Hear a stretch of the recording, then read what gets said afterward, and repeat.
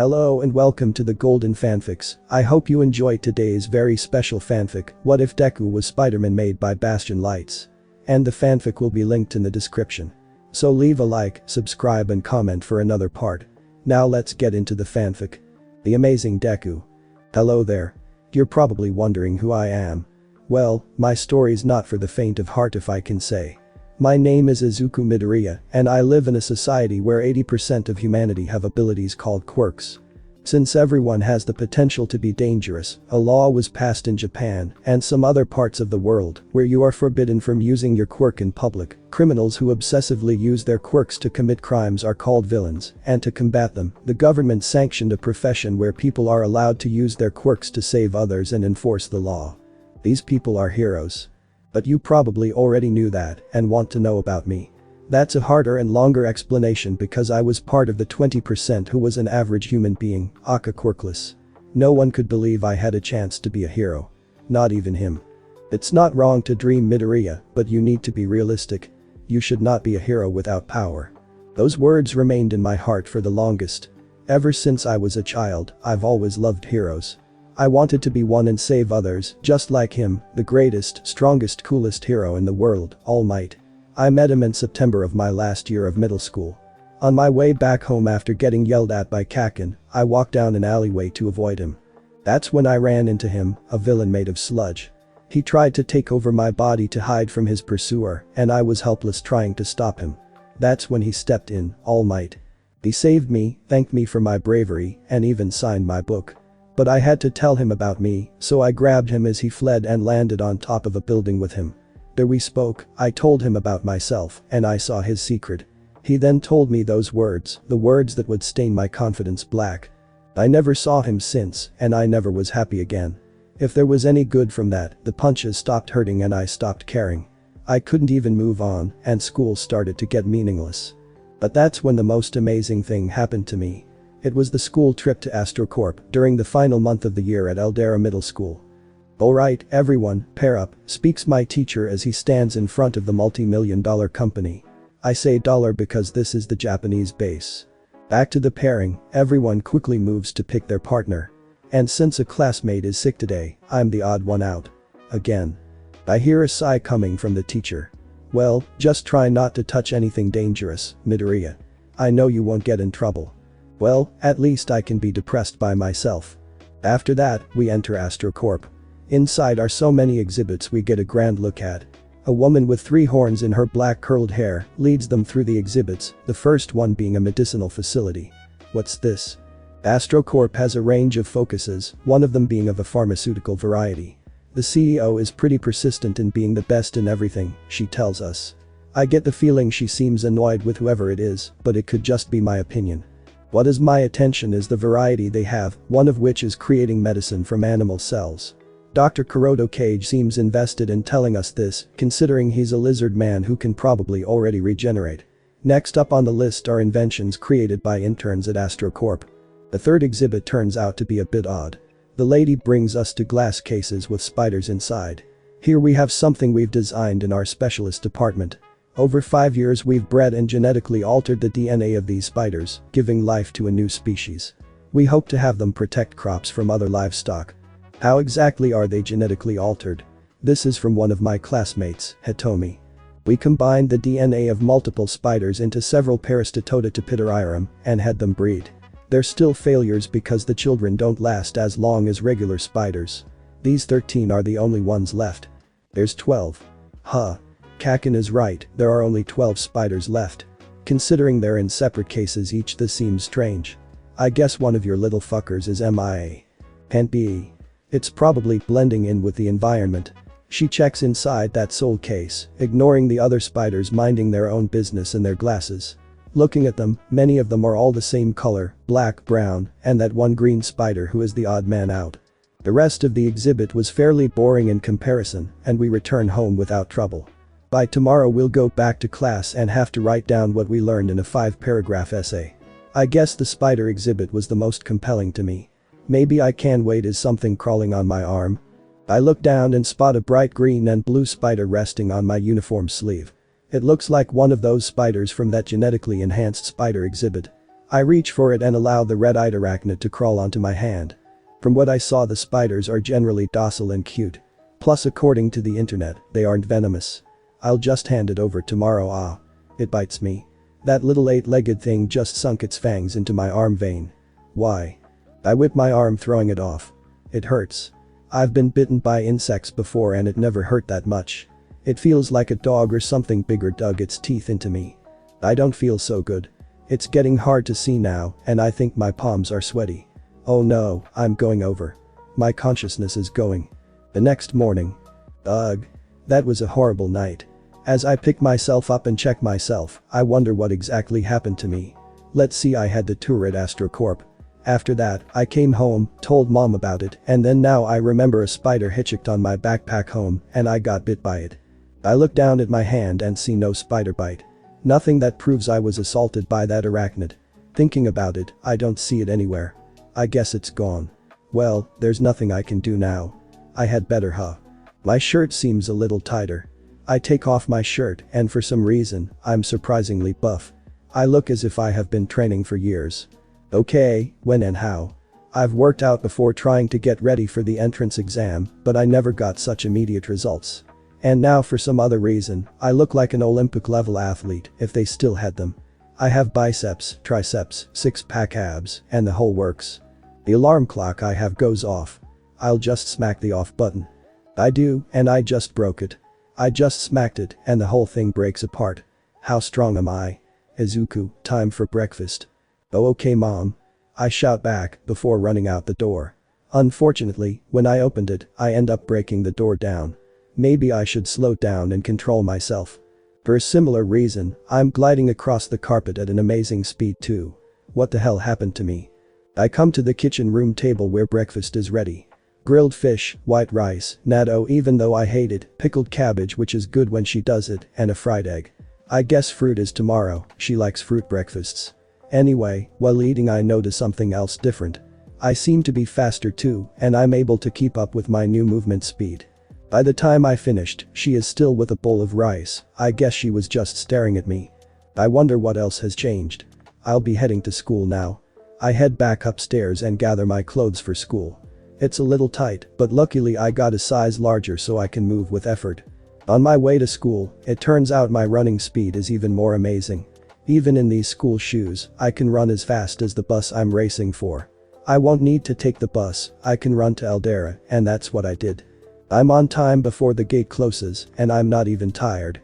Well, I am a little, but not so much. Nothing can spoil this day. Well, if it isn't Deku. Except for Kaken.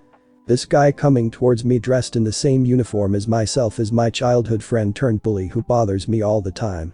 He and I will be taking the entrance exams in February, something I've been fearing since I don't have a quirk. Akatsuki Bakugo is nothing like me, he's confident, has a strong quirk, has the attitude of a shounen protagonist, and despite being an asshole people look up to him because of all of those positive qualities. Even I admire him, despite him punching me all the time. Only so much. Why does he constantly put me down anyway? He's the most ambitious person in the school, and I'm at the bottom of the rung. You'd think a quirkless nobody like me would be below his ribbing. You're still going to UA, right? Why yeah. Oh god, he's scary when he gets that smile. He looks about ready to kill someone, which doesn't help when he says die shit face. I keep telling you to give it up. A quirkless wonder like you can't do anything. Hey Kaken, leave me alone. This is what I want. I wonder if he could understand that from all my stuttering. I think he did because he's glaring deep into my soul. How many times must I put you in your place? He throws a punch at me, which is extremely slow for some reason. I easily step aside and dodge it. Hey. How did you? How did I do that? Oh, more punches. He's throwing more strikes at me, but none of them hit. It's like a slow motion scene in action movies because I'm moving so fast he can't touch me. They aren't obvious punches either, for some reason, I'm getting a ringing in my head that warns me of what he's going to do to me. Something in my head is screaming for me to block his hand, but why? Ow. I guess that answers that. He used his quirk on me, making an explosion to increase the range and blasting my face. It hits me so hard I fall over onto my behind, but it doesn't hurt as much as they used to feel. Cheeky fucktard. He walks away, leaving me down on the floor as he tests his wrist for something. The part of me wonders why he gets away with the things he does. Maybe because he has a great quirk people look the other way. Or maybe they're afraid of confronting him. Strangely, that doesn't matter anymore. Whatever happened to me gave me the strength and speed to stand up to Kaken. Now that I think about it, all this happened after I was bitten by that spider. Maybe its venom did something to me. But that doesn't make sense. Or does it? Then again, there are some cases where animals can awaken quirks. There is a good chance this one did, and it biting me gave me spider abilities. If I can dodge his moves, maybe I can be a hero. January. It's winter break, 1 month left until the entrance exams in February. To get ready for that day, I have to train the only way I can, by myself. I mean, no one else would take the time to help a quirkless wonder like me, and I can't let Kaken find out. I wanted to get into UA High and surprise him with my power before I explain it to him. So I kept my powers a secret from everyone, including my mom. I didn't update my registry, waiting for an opportunity to train. Restraining my body was the hardest thing ever. The only way I can get ready is first by seeing what exactly can I do. To do so, I go to Dagaba Beach. It works perfectly because no one would ever come to the most littered area on the least approached beach in one of the areas of Tokyo. That way, no one will notice me and my spider powers, and no one I know will notice me. Alright, first things first, I walk up to the nearest pile of garbage, more than twice as big as I am. First I'll test out my abilities, starting with my jumps. With a bend in the knees, I launch upward, easily flipping over the trash heap. That probably isn't my best leap, but I can get over something this large. Even as I fall, I flip and land without breaking a sweat or even bones. But the clever crotch, no doubt. My jumping speed is just like a spider's. Let's see what else can I do. Picking up the base of the pile, I lift it without straining a tiny bit. It turns out I'm super strong and can lift things that are twice my size. Maybe more if I tried. And I also can stick myself to objects, something I know because I can't let go of this garbage pile for some reason. Ugh, I'm gonna be smelling this all day. As soon as I'm free I take out my notebook and check what I wrote down. Let's see, including what I discovered already. I can jump high, cling to surfaces, I'm super strong, I can run fast from what I can tell on graduation day, and I can turn invisible. Still trying to trigger that again. My reflexes are it's that tingling again. I hear something land behind me, and now I feel something coming at me from behind. Moving quickly, I duck down, dropping in time to avoid some scrap metal flung at my head. With a glance back it would appear a pile just fell, which makes sense with how that happened. Adding that, I have some sixth sense that I'll hereby dub the danger sense. I'm going to work on that name. For some reason, I don't have webs coming out of me. I resume writing. I guess that's good since they're not ejecting from my stomach, and it makes sense since not all spiders produce webs. But spider webs are the perfect item for me to use, so maybe I should construct a means of creating webs. With this in mind, it's time I return to discovering myself. Though as I do, jumping from garbage post to garbage post, I hear something. The garbage post I stand atop is lifted for some reason. This must mean someone is here, and it's gotta be a quirk who can lift trash or something. No, that doesn't make sense. But what do I know, my powers came from a spider. Is someone here? I hear a dainty voice just below me. Holding my breath, I crawl to the side to see who it is. I see a girl looking up at me. I jump down to land right beside her, and I think she was scared of me because she makes this yelp noise. Whoa. How did you come from up there? Whoa indeed. She's such a cute girl. She has chestnut brown hair that curves into her head, 2 long bangs going to her neck, with rosy cheeks that make her like some anime character. She has fair skin with big round eyes that have a shade of brown like the leaves of autumn. She's dressed in a tracksuit as well. Wait, no time to be admiring her appearance, she asked me a question. Oh crap, my worst weakness, I can't talk to girls right. I'll be a stutter, calm down. Don't freeze. Just talk to her like a normal person. Like a normal person. I'm Deku. I hate me sometimes. Oh. Well, okay. I'm Uraraka. She gives me a wave of her hand. So, how did you? I jumped well. I gotta stop shouting or she'll think I'm a weirdo.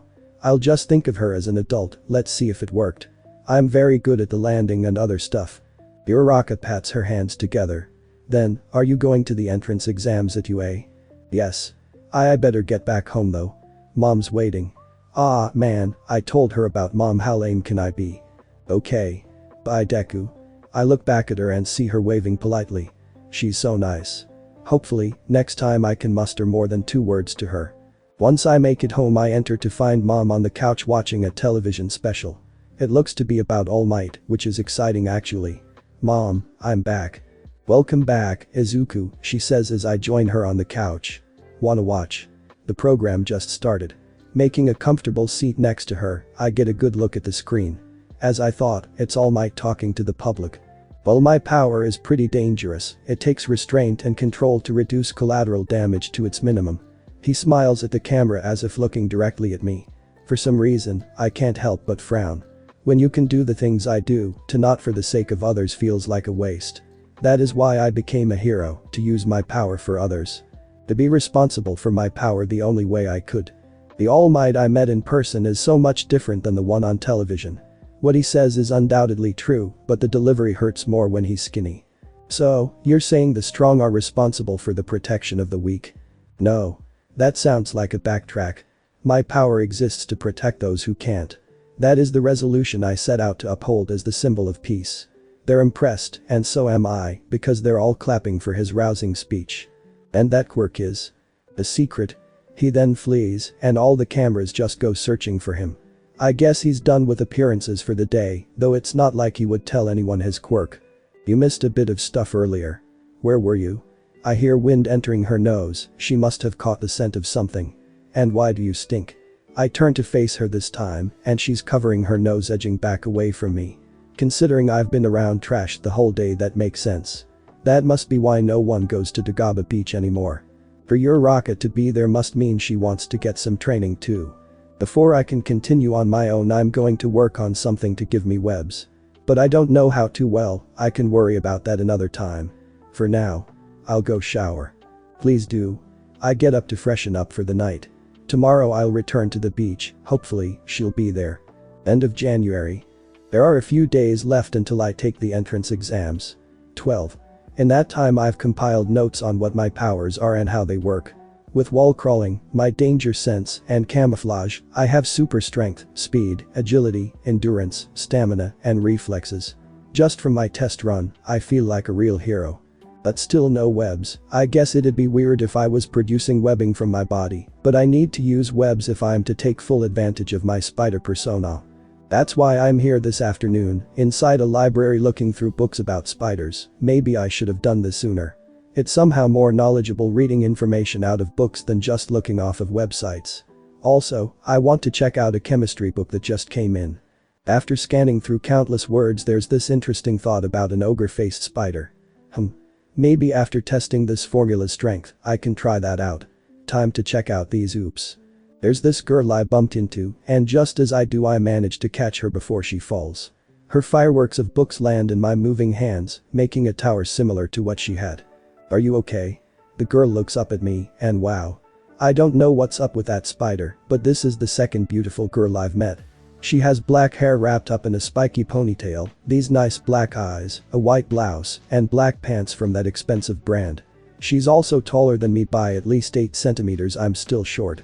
Alright Izuku, remain calm. Let her stand on her own, and do not freak out because she's a girl. You met your Raka, so you can handle girls better. Besides, she's probably sick because of the red on her cheeks, so don't freak her out and make it worse. Thank you. I'm Mikumo. Damn it. Who the heck is Mikumo? I'm Deku. No wait, I'm Izuku. I mean, are you alright? I'm fine, thank you, she says, giving me a nod as she receives her books. That was pretty amazing how you caught them all. Yeah well, it's all something I've worked on. She's being kinder than I thought. Are you by any chance going to UA? Because I'll be as well, and your reflexes can be useful on the battlefield. You think so? Yeah. What exactly is your quirk? She asks me, but then she makes this jumpy squeak. I'm sorry, but I gotta go actually. I don't want him to be late taking me home. Take her home? She waves as she takes off, that thought confusing him a bit. The way that sounded, it seems like she has someone to take her everywhere. That sounds like a rich person thing. But that's fine. All I have to do is wait. Where's my book on spiders? I have my chemistry book, but oh. When I caught the books that were in my hand. And I left my school id in there as a bookmark. I better go catch her. Unfortunately, she's gone, left in the crowd of either cars or people. Well, I guess I can come back and look for her again in case she returns. After I sign out the chemistry book, I go inside an alleyway with my already tested web shooters strapped to my wrists. I have made a formula that mimics the fluids that make spider webs. How? I don't know, because stumbling upon it feels like a coincidence. Almost as if something or someone mentally willed this chemical formula into my mind. After initial testing, I've been able to shoot out web strings from small capsules I've modified to fit them that hardens in less than a minute. Maybe I can mix it up to weaponize it, but right now I'm testing how strong it is. Aiming, I fire at the top of the building. Before it fully hardens, I walk along the side of the building using the web as a tightrope. By the time I reach the top, I can see that a single strand is strong enough to hold the average person with no signs of tear. It comes across as stretchy. Next up, I'll try swinging from building to building. But first, webbing on my face. I have nowhere else to test this ability, and someone might call this using your quirk in public. The line fires higher up at a taller building, which just about reaches, and I jump over to swing to the other side. Except, that's kind of far, and that drop might hurt. No time for fear. Just go for it. Let's see, what would Kakin say to pump him up? Oh yeah. I jump across the gap and swing to the other side. Latching on the wall, I breathe out in relief, mostly because I'm alive. What an adrenaline rush. Next up, I'll try it mid-jump. But I better go higher. Smiling, I climb the top of the nearest building and notice a lot of areas I can swing to. Thank goodness I live in the city. There's an apartment complex not too far from where I am. That will be my goal. With a leap of faith, I gather all the nerve inside of me and jump from the top of the building. After I stop screaming, I fire a line to a nearby building and use it to swing further. This feels great. Swinging through the air is like a dream for me. I can reach so many people in danger with this technique. This euphoric feeling escalates as the racing continues through the city to the apartment. With each thwipping noise from my shooters, the goal becomes closer in sight. I did it. I'm getting better at using my quirk's power. It's almost as if these powers were gifted to swing on webs, yet for some reason, I lack the organic webbing to do so. Let's try it again. After a few more runs, I return to the complex. I think I have this web swinging under wraps. And there are no problems, except for the white stuff that just exploded on my face. I guess I need some more adjustments, at least for the left shooter. With this thought in mind, I climb down the side and head for the store. I'm going to need some replacements for this equipment, so I head to the nearest repair store in town. I hurry up too because it's getting dark. After gathering the necessary parts, I get ready to pay. 4350 yen, says the cashier, and that's not right. I thought it was 2000 yen. It was. What, out of luck? Ah, man. Well, I'll ask mom for some money tomorrow. As I head for the exit, I pass by someone in a trench coat entering the store. But as I do, my danger sense tingles. Why would it do that just by passing him? Let's see. Open that safe, now. I don't know how he got an automatic rifle, but he's committing burglary. The cashier and I are the only others in the store, with no heroes nearby. I'll have to do something, but I can't. It is scary, but I'd also be breaking the law. As the cashier gets to a safe hidden behind a painting, I notice the burglar focusing on him. I really should do something. Hurry up. Or else I'll blow this kid's head off. Go ahead. Wait, what? He's throwing me under the bus. I'm not kidding, and I'm not crazy. He pulls the trigger, and my danger sense warns me just in time. I easily dodge to the left, the bullet being as slow to me as Kakin's fist. As I avoid it, it hits me. I'm fast enough to dodge bullets. I'm gonna file that away for the future. What the? Looking at the criminal and his dark red eyes, any bit of fear I may have had is gone now. If anything, I think he's afraid of me now as he backs away, firing more. Not a single bullet manages to touch me, and a web shot from my working web shooter glues his rifle. With a yank, I steal his weapon and throw it to the side, and now he's backing away. I'm clearly above this guy in abilities and strength. I can beat him. He probably knows too, and that's why he's bursting out the door. Hey. What the hell are you doing? Shouts the cashier behind my back. You could have taken that guy apart, and now he's getting away. But he didn't steal anything.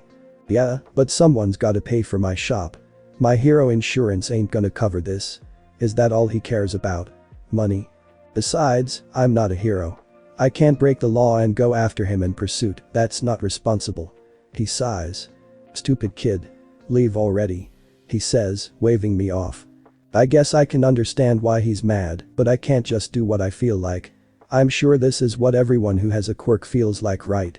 Not acting because they're not allowed to. But so many events hitting me as I relapse what I went through, I can't help but feel amazed. I did all these things, and I'm still not a hero. I can't wait for the entrance exams. I'll dazzle everyone with my amazing spider powers. Once I return home, I climb the steps to reach the top of the apartment building. But when I reached my front door, I open up to see a person sitting on the couch with my mom. I think I know her. Wait, that's her. Hello. Midoriya, right. You know my name? Mom comes up to me. Welcome back Izuku, she says, and I think she's grinning. I'm too focused on the smiling girl to notice. This lovely young lady says she has something of yours. My fist pounds my free hand lightly. Oh yeah, I left. I know. Here. She hands me my spider book. You left your ID card and I checked your school. They seemed happy to assist, knowing who I was. And who are you? My name is Momoyaoi Rozu. Nice to finally introduce myself to you, she says, holding a hand out to him. Alright, now is the time to be proper. Do not make the same, my name is Izuku Midoriya. Damn it. Oh wait, I said my name right. Now I need to work on the volume. I meet a beautiful girl, again, stopped an armed robbery, and got to master my powers even further. Even if this isn't the best day of it, I know for sure I'll remember this day for the rest of my life. Chapter 2.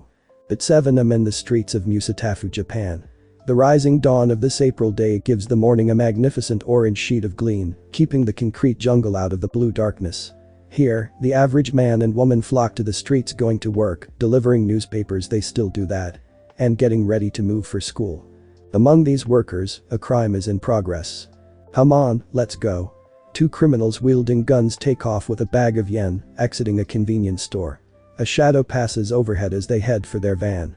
As soon as one guy takes out his keys, a white substance ejects onto his hand. The sticky liquid hardens quickly, gluing his hand in place. What the hell? The hero, the other guy, takes out his gun looking for whoever it was. He glances up when that same white stuff smacks on his face, taking the shape of a web. He grunts and thrashes about, the web on his nose cutting off oxygen.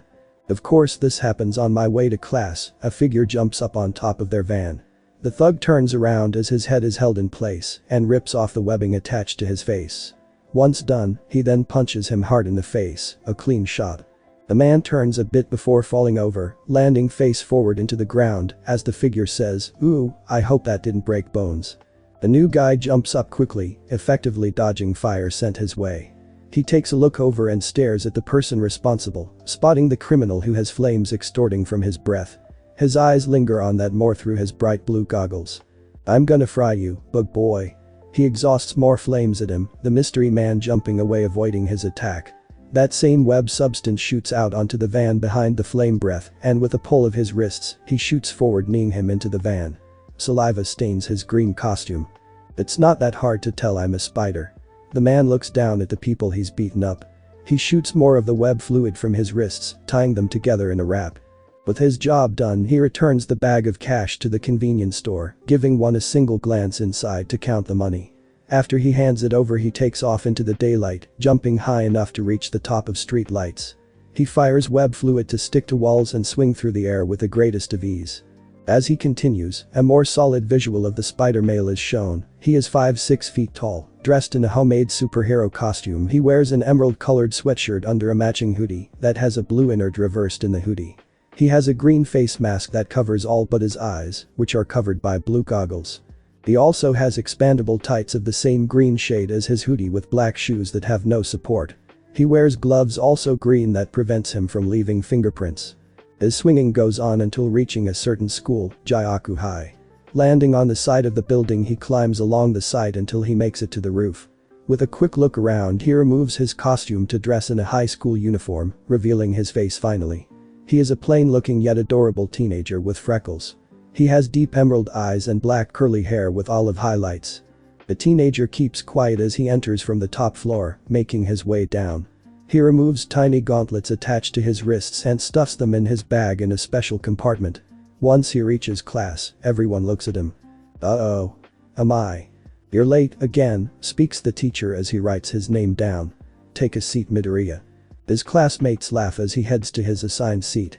He holds up his notebook hiding behind his face, which is so red he looks like a tomato. As the teacher talks, Izuku Midoriya begins writing down notes. The boy sighs as he returns to reality, the day progressing as normal. Later. Good job today, Midoriya. Looking up as Izuku puts away his books, he spots the teacher walking by him. He pats his back with a smile before walking out the door with the rest of the students. The green-haired teenager turns red at the praise, one of the first times he's ever received any. Being ignored for being quirkless tends to lower self-esteem like that, especially for him. He can thank Bakugo for that. After gathering his supplies together, he heads into the science lab. 15 minutes until everyone shows up. Better hurry up. He quickly grabs a beaker and places it over a blue flame before gathering materials. He stuffs them into the glass and adds water, stirring until it thickens into a molasses-like white substance. 3 minutes done. He turns off the flames and then funnels the goo inside a small trapezoid capsule no larger than a big toe. Once it's full, he dumps it into another until there's nothing left. He slips the capsules inside his bag and begins cleaning up. Hey Midoriya. Looking back, he spots the science club coming in. The blue-haired president states, "I told you, no activities until we're all here. What do you do anyway?" "Oh, he begins, darting his eyes back and forth thinking of a lie. "I was trying a new formula for a friend of mine. He said it's to make a glue that surpasses that gorilla strength." "Well, good luck with that." "That stuff is strong as hell," says the short guy of the group. "Don't put it in your hair thinking it's shampoo either." Izuku takes out a notebook as they discuss stuff to accomplish. As much as he likes being here, he's honestly just using their supplies for his vigilante activities. Then again, it's nice to be around others, considering there's no reason to spend all his time in an empty house. Later. "Hey, have you heard the news?" Izuku looks up from putting his books away as the girls in his class at Jayaku talk. Classes have ended and he's ready to leave. They say a serial killer with sludge powers is out there. Maybe we should be more careful. "Don't worry. That's what heroes are for," says her friend without care. As they leave, Izuku goes back to packing up his stuff. Though internally, he's a little upset about that thought notion nowadays. It's like everyone subscribes to that belief. Aside from the book he has to give Yaoi Rozu tomorrow and what he has to do later today, that's the least of his worries. Hopefully, things are quiet. He's also thinking about that villain that broke free. It's the same guy who tried to kill him a year ago. "Take care, Midoriya," speaks his teacher as he finishes packing his bag. The last of his things ends up being a test paper with a score of 100. He waves to his classmate as he makes his way out the door. As he exits into the hallway, he hears yelling. "What do you mean you're leaving the club?" shouts the woman from his club. "It's not you, it's me," he replies, his tone that of annoyance, being unable to put up with your high and mighty attitude. "So what, you can't handle a little bit of criticism?" "It's not a criticism if you're being a bitch." Her eyes turn red, figuratively. "Because I hate stupid people. If I wrote a book, you wouldn't be able to get past the first chapter because you can't take your mind off a minor detail that no one else in the world would care about. You're lucky you're kind of hot. Otherwise, you'd get slapped for your superiority complex. I'll slap you with lead right now, D." After that, Izuku walks off before this conversation evolved into something meta. That's when he spots someone standing at the far end of the hall.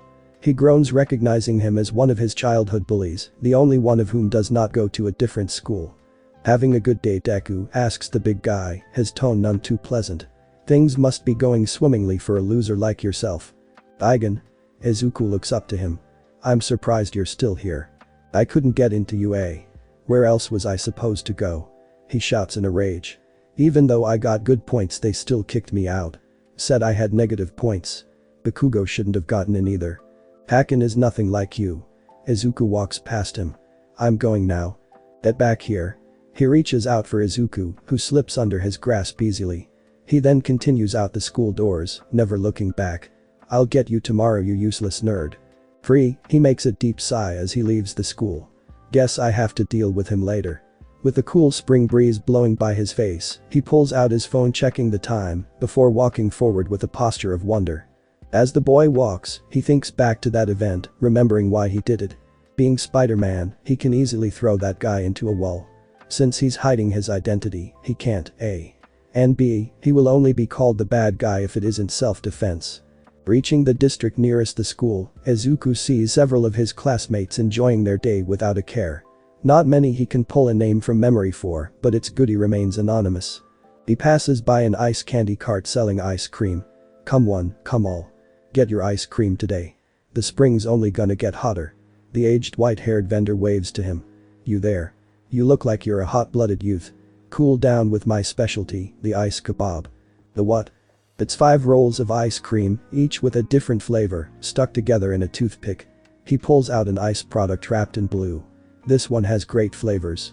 Strawberry, vanilla bean, sea salt, green apple, and crab. I'm sure, what the heck? How much? 700 yen, he says, smirking when the teen caught off guard digs into his pocket for the appropriate amount of cash. Oddly, he's not disturbed by that because he gets the ice cream anyway. Thank you, come again. Izuku walks away with his treat, opening it up to taste the pink bowl of ice cream. His cheeks swell at the sweetness crab-flavored ice cream is giving him, an unexpected treat. I'm gonna come back to him again. As he chows down on the strawberry and then apple, he looks up when he hears heroes battling villains. He moves in quickly towards the streets where he sees traffic has stopped. A purple foot stomps on the concrete earth. From what he can tell, Mount Lady is slugging a giant turtle man who resembles Gamera. Man, these villains are getting annoying lately, he hears some old guy with star-shaped hair say near him. So many people can't hold themselves back, says another person. Don't worry about it. The heroes got this, like always, says the last person. The fight reaches a climax when the Ultra Lady grabs the turtle's head and flips him in the air. Take that. Gravity's got nothing on me. Hearing that, the whole battle starts to drown out. His mind unlocks upon hitting the keyword gravity, and when he first met her. Izuku's danger sense breaks him out of memory lane, just in time for him to dodge a block of concrete coming at his head. Phew. Returning to his senses, he sees Mount Lady has triumphed over her opponent, standing tall over the now shrinking turtle man. With the battle over, Izuku walks away ignoring any further actions including the photo snapping. Checking his ice cream, he sees that he's been snacking while reminiscing. All that's left is the blue mound of ice cream. Taking a bite of it, he tastes the blue ice cream, it chills him as he succumbs to the salty flavor it initially hits his taste buds with. It fills him with life and makes him smile so much, turning his mouth into a kingdom of feels. This feeling lasts within him as he makes his way towards a cemetery. Passing through the maze of tombstones, Izuku comes upon the stone he's been looking for, as well as people already there in prayer. Hiding, he listens in on them. My little girl up in heaven, we'll never forget you. He hears a woman crying afterward, before leaving with her husband.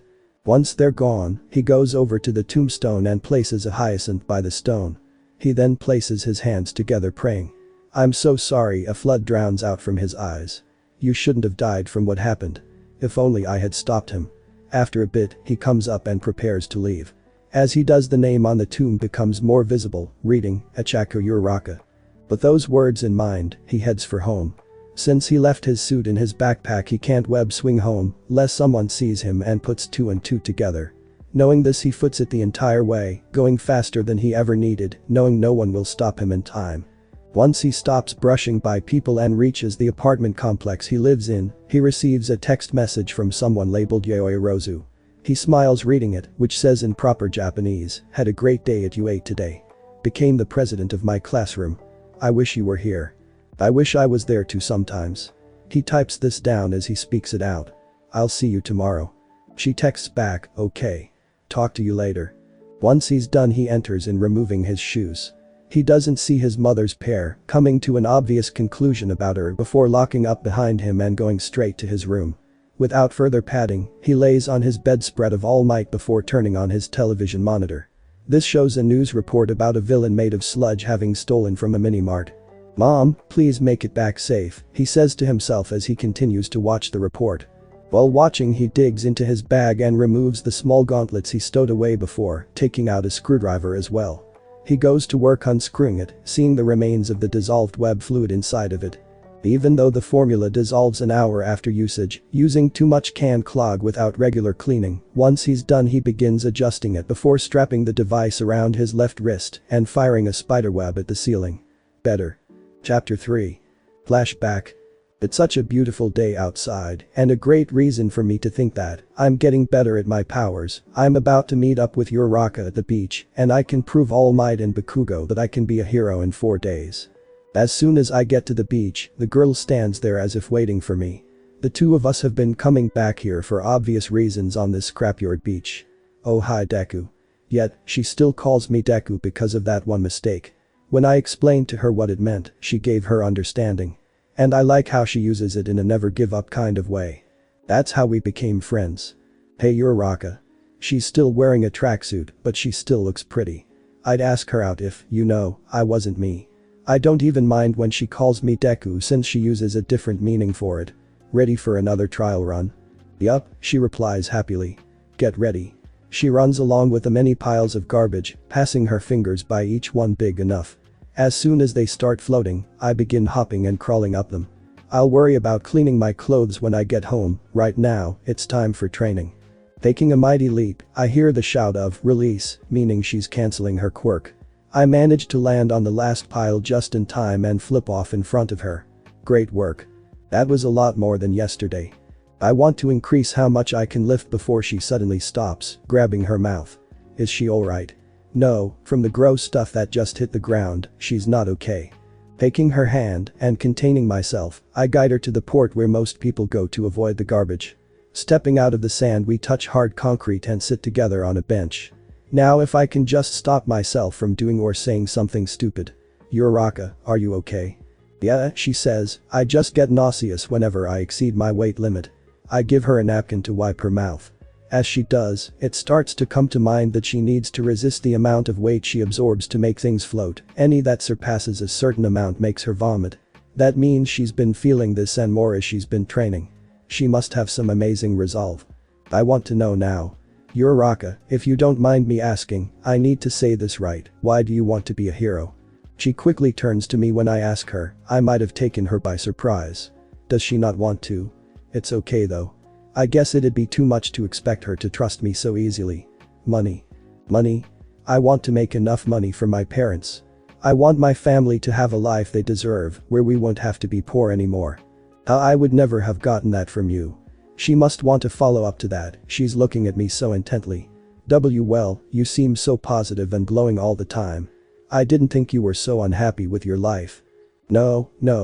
She waves her hands. It's not like that, it's just if they can do all the things they've done for me, I should do the same. I love my parents so much. There's this hopeful look in her eye. I've always wanted to be helpful to them in any way, and once I'm a hero I can make a lot of money and send it to them. I know I should worry about myself, but I care about them more. Wow, you and I are a lot alike. I might as well explain myself a bit. I mean, I've always wanted to help my mom too. It's just me and her now that maybe not tell her that part. I want to be a hero to help and save everyone around me, and if I get a hero license I can do that. Now that I have this quirk, I can make it my own and save as many people as I can. That's why I think we're alike, we both want to become heroes for the sake of others. I think she got what I meant because she's smiling so vibrantly. As we promised, let's work hard and pass the entrance exam together. Done. If only we made it that far. If only. Then flashback. Over at UA High, Katsuki Bakugo is walking out of the gate. With his backpack slung against him, he angrily grumbles under his breath. He's had a rough day trying to catch up, losing to those others the other day despite him having the better quirk hurt him so much inside. Thinking further on it, Bakugo takes the metro train all the way home. But while deep in thought, the announcement calls to a specific stop. That's where Aldera is feeling nostalgic despite only graduating a year ago. Bakugo steps off the train.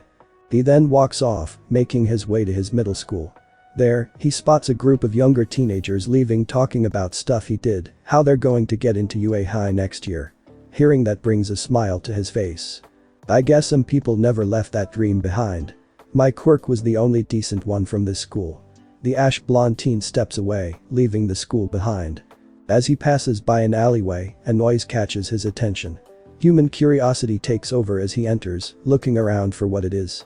After checking for a few seconds, his curiosity ends. Whatever. Ooh. I got a feisty one this time. These words come from behind him. And before he can see who has spoken, it is too late. Later. His class is now over. Izuku walks home carrying a jar of web fluid freshly made. I better hurry up, he says to himself. Yaoi Rozu is coming over today for that book. Not too far away from where he is, his spider sense rings to the sound of explosions in that direction. Oh. He stops just before dashing into trouble. Since it's daylight, heroes can and will see the explosions and be able to handle it on their own. But it doesn't hurt to go check it out. Taking off for the scene, the spider lad passes by people running from where he's going with haste. Through what he's seen in their expressions, it must be a terrifying scene. He has to know more, someone might need his help. As the explosions get louder, the young spider comes across people in a crowd spectating the incident in a narrow walkway. From where he stands, just behind the throng of onlookers, the police department is protecting them. He can't tell more beyond the bodies and fire overhead. Looking up, he spots something of a green sludge-like arm that was waving overhead, along with an SUV flipping through the air. Luckily, the hero Death Arms grabs it in time. Sighing, Izuku creeps closer to the crowd to get information. What's going on? An adult with star-like hair still watching speaks, that Mudman serial killer is attacking everything. Hearing that, Izuku pushes himself up using his shoulder to view. There he finally sees the green sludge man rampaging. Get off me. Sorry. After getting down, he asks, why aren't the heroes doing anything? He grabs some high schooler and is using his body and quirk, and no one has a quirk that can stand up to it, he says, shocking Izuku further. Oh, man, he mutters when he hears the news. He can't imagine how painful being controlled by that thing could be. But this time there are heroes to help. There is no real need for him to step in, someone should be able to save him. Right.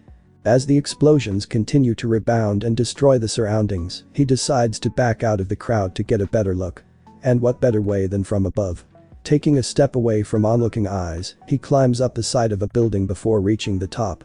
There at its summit, he gets a grander scale of space. From the narrow streets where the crowds have formed, he sees Death Arms protecting the crowd. In the center of the crossroads square, the wood-armed hero Kamui Woods and the firefighter hero Backdraft are fighting against the slime villain, surrounded by flaming buildings. The former hero is kept at bay, mostly from what he can see, because the explosions produced are effective against his quirk, and the latter is putting out the flames caused by it, most especially on a car and several street lamps.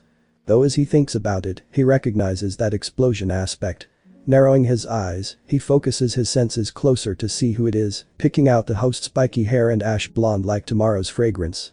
When his spider eyes realize that he has red eyes, washed over by bubbles of tears, that sets him off. With the swiftness only he can muster, Izuku throws off his school shirt, pants, and shoes, slipping on his vigilante costume including web shooters. Once the mask goes on, there's no more hesitation before he leaps, screaming, Kakin. His loud voice gathers the garnering eyes of everyone present at the scene, including his target Bakugo and the sludge villain controlling him. Who the hell are you? He shouts through Bakugo, rearing back his right arm to blow him away. Izuku narrows his view when his senses warn him of what's incoming, and with the swiftness of a flying spider, extends his left arm to shoot a line at a building up above him without looking. This pulls him just to the villain's left, escaping the incoming explosion. He then quickly releases and rolls to his feet. He raises his head to stare at the villain. Who the hell are you? He has to think of a name. Now that everyone knows he's here, he has to keep his mouth quiet. No one needs to know who he is. Though he, unfortunately, curses himself when he says, I'm a Spider-Man apparently. That's a dumb name. The villain raises an arm attempting to blow him away. He flips over the arm with ease and grace, easily dodging the second that comes up from below. Landing on the side of a non-flaming wall, he glares downward at the sludge. That's Kakin, I have to do something. He jumps away to the other side of the street. The only way to save him is to remove the sludge, but I'm gonna need a way to pull it off. He begins formulating a plan. Though his spider sense warns him at the last second and he gets smacked into a wall. The mudman laughs at finally hitting him. Squirmy little punk, finally got him. This drops when he sees his target get back up. What? You're nothing to sweat. He says in a taunting manner, his mind going to an imitation of Bakugo. Possessed a person and you still can only do this much. Go ahead and die. Why a web shot hits the sludge man's eye, causing an uncomfortable cringe. The spider kid then runs away as he pulls off the sticky thread. Damn you. Forcing Bakugo to move, the villain gives chase for him. While running further from the crowd, Izuku continues down the narrow street until reaching the next block. No flames. Good. There he checks the area, eyes stopping up on the ceiling. Done. I'm gonna hang you by your web, you damn Spiderman. Shouts the villain as he nears. Turning to face his opponent, Izuku jumps away from an explosion forced out of Bakugo's palm. Perfectly landing on the top of the edge of a building, he fires 2 web lines at the openings, revealing Bakugo's uniform. Gotcha. With his opponent ensnared, all his might goes into pulling the teen and the slimy hijacker and spinning them around diagonally in the air. With an increase in the spin, parts of the slime man begin to peel away. Parts of him start slipping away and splashing on the buildings in the street surrounding them. This continues until eventually, all that's left is Bakugo, free from any form of green on him. Yes. Now to slow down the web lines rip off his clothing and the unfortunate nuke maker rockets through the air. Kuzo. He quickly jumps up high, shooting a web line to catch and pull him close. He then grabs Bakugo and aims at 2 buildings below him. Gotta aim this right, no mistakes. He shoots a single line and it extends into a spider web that attaches to the twin roofs. That allows them both to land on top of the net, which stretches from their kinetic weight before returning to its original shape. Izuku breathes a sigh of relief at his success, letting go of his childhood bully. "Are you okay, kid? Kid?" Bakugo glares with his tearful eyes at the spider person and uses explosions to free himself from the web. As Izuku swings to the side of a wall, Bakugo slows his descent using explosions. Not once did his eyes turn away from the person who saved him. "Well, as long as you're okay." Izuku quickly turns around when something hits his spider sense, seeing the mudman amassing himself in a puddle. It seems to be his head. "There the fuck you are, you slimy bastard." Bakugo steps up aiming his hand, charging an explosion. Before he could, Izuku fires webbing to contain it in a bag. As he breathes a sigh of relief, he sees the heroes coming forth. "Well, take care. I'm late for nothing." Izuku makes a mighty leap and proceeds to web swing back to the building where he left his stuff to get it. As he leaves, he gazes back at the scene down below where the police and heroes go for Bakugo. Despite that, he's also got his eyes on Bakugo, who still is focused on him. Does he know? No, he shouldn't. After grabbing his bag he prepares to leave, where he witnesses every bystander taking out their phones and recording him. He web swings away knowing exactly where he has to go. Later at the Midoriya residence. It's nighttime, and our arachnid vigilante sits just outside his apartment home. Dressed in his high school uniform, he fires a web line and swings onto the side of the building. He then climbs up the side grabbing hold of the line, ripping it away, and letting it fall. There we go. Teching around as he makes it to the top floor, he lands just in front of his door and opens up. What a day. First that test, then Kaken got attacked by that villain. Well, at least he's safe. And despite everything, no one figured out who I was. I even had to go around the city to lose track of anyone that might have been tracking me. Unlocking and opening his front door, Izuku steps inside, spotting 2 extra pairs of shoes left by the front step. He steps further in and spots to his shock Yaoyorozu and Bakugo sitting on the couch next to his mother. "Oh. Izuku. Welcome back," says his mom as she comes to his side. "You know you can't be staying out too late, not with everything happening with that escaped convict." "Midoriya." He looks over at Yaoyorozu. "Oh, Yaoyorozu. Are you here for that book?" he asks her, heading for his room. "I'll get it right away, don't wanna hold up your time." "Okay." She gets up to follow, Bakugo trailing after with this hateful look in his eyes. In his room, Izuku begins pilfering through his collection of books. He grabs a specific one and hands it over to her. "Here you go. It's late and you should." "That was a lie, I wanted to talk about something else." This sudden statement takes him by surprise. With a sincere look on her face, she shows him a video on her phone. It shows footage of the fight this afternoon. She stops just as it shows him in the air, to which she asks, "This is you, isn't it?" Her sudden question takes him by surprise, making him a nervous little spider. Stuttering, he says, "Now, that's not true. I don't have a quirk, so that can't be me." "Cut the shit," Bakugo speaks over him. "The world may be pretty vast, but there's no one else in the entire universe dumb enough to fucking call me Kaken." More sweat comes down his face as Yaoyorozu holds a hand to her more. "You didn't think I'd catch that? You fucking idiot, of course, it was you." Izuku quickly shushes him and closes the door behind him. "Okay, yes. That was me." "She doesn't know?" asks Yaoyorozu. "Of course not." He shakes his head rapidly, sweating profusely. "She doesn't know I have a quirk either." "How did you find out?" "You're the only one I know who's interested in spiders, so I took a guess. Though I'd have figured it out sooner if I knew that was your quirk. Of course, that'd be too obvious." "Let's talk about that shit too, you quirkless loser." Bakugo grabs his collar and pushes him to the wall. "Why the hell do you have a quirk? Quirks don't manifest in the body past age 5. Explosions erupt from his palms fiercely. The curious rich girl remained silent, also wanting to know more about that among other things. Izuku was quirkless. And so, Izuku explained saying, remember that trip to Astro Corporation? One of those spiders from that exhibit followed me home in my backpack and bit me. When I woke up, I could do everything a spider could. I think it may have had a quirk that could pass on its powers to me because otherwise, it doesn't make sense to me. Of course, the venom probably also awoken some genes inside of me, but it wouldn't make sense still that it was spider related unless I. His red-eyed bully shouts over him. That is the stupidest shit I have ever heard in my life, a quirk that can pass on quirks, come on. That's like giving away what makes you special. Izuku pushes him off, doing so lightly so as not to hurt him. I never had these when we were kids, otherwise I'd have shown everyone. I would have shown you. He glares at him at that. We'd probably never have any real interaction. He looks at Yayoi Rozu here. And I'd be in UA instead of wearing this homemade costume picking up garbage. About that, speaks the observant girl. She gives him a hard stare that lightens before she asks, Midoriya, why are you a vigilante? Yayoi Rozu, I'm not. She takes out her phone and begins rummaging through a website. She shows a video of a reporter detailing information about the incident earlier. And now, some good news. Escaped convict Sawanumachi Aka Slime Man has been apprehended today in Musatafu. But what really has everyone in heaps is the appearance of this new person on the block. The video shows the footage she played earlier. The police have made no official statement and he has not been registered in any hero department. Most likely, he's a vigilante.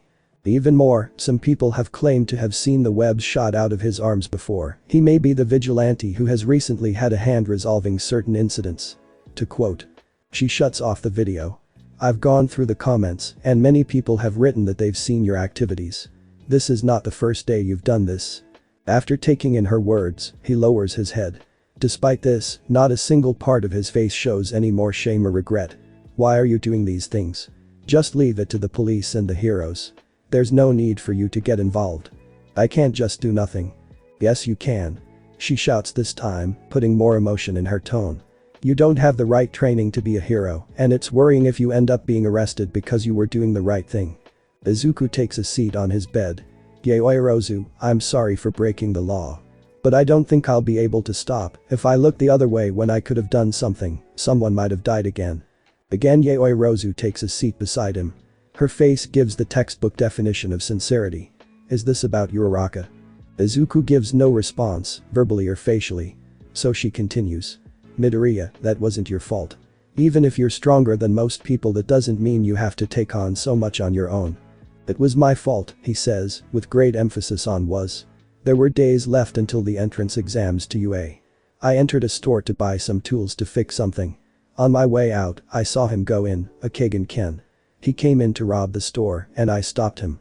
But, I let him go. I kept saying to myself that was enough and that I didn't need to pursue him, so I let him go. And the day after, he killed her. The spider boy shakes as the thought coursed through his mind. Uraraka was shot by him because I didn't do the right thing and brought him down. Because I was trying to follow the rules and not be a vigilante, she's dead. His fists pound his thighs, teeth gritted in a vise, the words came out faster than any murmuring. He's repeated the words in his head for so long that saying it aloud is almost surprising. Yayoi Rozu takes a seat next to him and snakes those arms around him into a tail-eating reenactment. The sudden action awakens the boy from his sullen slumber. Midoriya, it's okay. You shouldn't have to torment yourself over a mistake. You don't have to be some Spider-Man to find some personal forgiveness. It's not just that, he pries himself free. I've been thinking, even if he didn't shoot her, he could have easily shot someone else. Everyone in the world believes that they don't have to worry about villains because heroes exist. I don't want to wait for someone to receive help and they die before it happens because I was following the law. If heroes can risk their lives, I should do no less than them. There's a moment of silence broken open like incense. After this beat, Bakugo pollutes the air again saying, I'm done. Eh? The other two watch as he prepares to leave, with the walking nuke spouting random swears. I'm done. I don't need to hear this sappy shit anymore. He grabs the door handle and turns back, asking, is that why you didn't take the exams? Of course not. You see. Flashback. It's such a beautifully bright and chilly day. There I sit on the bus, a bug among people going about their usual morning, dressed in a hoodie with a mouth mask. As I await staring out the window, I await my chance to reach the golden gates of UA High, one amongst hundreds equally persistent in achieving their dream the same as me. With web shooters strapped on my arms hidden under my sleeve, I'm ready to show the world my strength. I'll do your dream, Uraraka. So, watch me. It's the least I can do. And nothing's going to stop my spider sense from going off at this exact weight. Hold up. I'm quickly thrown out of my seat, clearly not the only one. It felt like something rocked the bus. Is everyone okay? No, of course not. But I better check. After getting up and checking the damage, luckily no one suffered more than a few scrapes and a minor head injury. It's time to see who knocked us over. Out the window, there's visible destruction on the bridge we're on. Smoke rises from the east of the car off the bridge, meaning there's been a crash. Also, there is this black splodge of some sort on the windshield, so he can't even see what's in front of them. Everyone, get out. This thing is gonna tip. On the command of the bus driver, every patron gets up, climbing out the emergency exits from the windows. As we leave the vehicle, I notice the thing tilting down the front. That confirms that the bus is about to fall over. Wait, if they all get off, then the bus will crash down below. What if someone fell below and they could get hit by this bus? As I climb out, a few more people left behind me, the bus begins to tilt down more. It's going to fall. And looking around, I don't see any heroes within sight. I should wait for them to. No. I can't. I can't wait again this time and put others at risk. I have the power to save people, so it's time to use it responsibly. Quickly taking myself to the back of the bus and adjusting my web shooters, I shoot out a web line that extends at the end to release multiple threads to attach to the back glass. Here I stress my body to pull as much as possible because by God this is heavy. This bus is possibly the heaviest thing I've tried to pull. Just wish someone could help. Thanks, kid. Someone luckily does, an older man with fox ears who grabs the thread helping me pull. Together we bring it back to a solid level. The rest of the patrons inside finally finish exiting, but I didn't bother waiting. I webbed the line to the road before going to the edge. There down below I see an overturned SUV on fire. It looks like a family is there, a woman with a little boy watching an older man trying to pry open the door. I don't know why though, that car could explode at any moment unless someone's inside trapped. My spider sense goes off at this moment, telling me to jump. Following it, I leap in the air underneath the elevated road where I see the problem. The road is breaking up. So I swing back up and use my webs to patch the fissure-induced areas to make sure it stays intact just long enough for everyone to leave. I haven't forgotten the family. Lowering myself with the web, I drop down to where they are and go to the car. What are you doing? You gotta get back, says the father. Is someone inside? Yes, my little girl's trapped inside. Before he could finish, my hands have already gripped the door handle and ripped it off. Peering inside, it looks like she's in the middle seat unconscious and buckled in place. I reach in and grasp the belt buckle, ripping it off with all my strength before catching the girl to prevent an impact on her head. She shuffles in her unconscious state as I pull her out at the speed of a turtle's jog. With her in both hands, I hand her to her father. As soon as I do, my senses start tingling. Oh no. I quickly leap, pushing the two out of the way as the car explodes, its flames hitting me in the shoulder. Ugh. It hurts a lot. Even though I tank Kaken's explosions all the time, this puts them to shame. But, I can still move my arm. I'm not incapacitated. Who are you? Asks the father as he returns to the rest of his family, the mother looking over her daughter who rustles awake now. Just someone late for an appointment. Now that they're safe, I can focus on my obligations. If I swing fast enough, I can make it. I'll just slide in where I can change out of these clothes damaged by fire. After a quick change, I make it to UA High's front gate. And there's no one here like I expected. I knew this was going to happen. Wait, there's someone there. A dog person. Oh, that must be Hound Dog. Hey, excuse me. HRM. He turns around to face me. Just as I'm about to explain myself, he says, sorry, but entrances are closed. What? Registrations ended 20 minutes ago. You're too late. But, I'm just a little late. There was. Eru. Hound Dog jumps in front of me. I think he's about to eat me. Are you going to cry to me about how you deserve a chance just because you were late and bullshit an excuse like how you overslept or you missed the bus? The claw pokes my chest. Try to imagine being out as a hero and someone dies when you could have done something, and giving that excuse you were about to regurgitate to the police and their loved ones. Hound Dog then huffs. If you can remember that, you can try again at a different hero school. Total defeat. And flashback. And that's how I ended up missing the exams. Upon the conclusion of his story that Bakugo huffs at, the exploding nuke glares at Yaoyorozu. I only showed up to see what stupid reason you had for being a vigilante, and it ends up being some sappy resolve. He opens the door and makes his exit. You better not regret that choice. After a bow to Inko, Bakugo leaves out the apartment. Inside his bedroom, Izuku turns to face Yaoyorozu, asking, "Are you angry with me?" "No." "Disappointed?" "I understand, is the best I can say," she says, before holding a hand out. "I may regret this decision, but the big-breasted genius takes a stance staring at her arachnid friend. What are your measurements?" "Huh? You know, your height and stuff." "Oh, I would say 5'8" feet. I kind of shot up after that spider bite." She then opens up her shirt to reveal her stomach, causing redness to spread across his face. He quickly covers his face, but not enough of his eyes, shouting, "Yaoyorozu. What are you?" From her flesh bears a green and black material coming to her hands. Raising it, she shows him what she gave birth to, a better version of his vigilante uniform. Unlike that throw together, this costume looks like something that belongs to a hero. It's a green and black full body one designed in his size, and though there's weight it's lighter than the full bodysuit. From the chest up bordered by a triangle, including his back, his design is green with a black web scheme. The border between the waist and chest is green. His waist has a red belt with the same web design, and a black spider symbol in the middle, and everything below is the black color scheme except his boots which have the web design. His gloves have the green and black web scheme, and there is room to hide his web shooters. His shoes are also red. Yaoyorozu. This is touching, even though she's not for him being a vigilante, she supports him. I made it to the best of my knowledge. The mask is made with a filter so you can hide your voice, and the lenses are a one-way sight.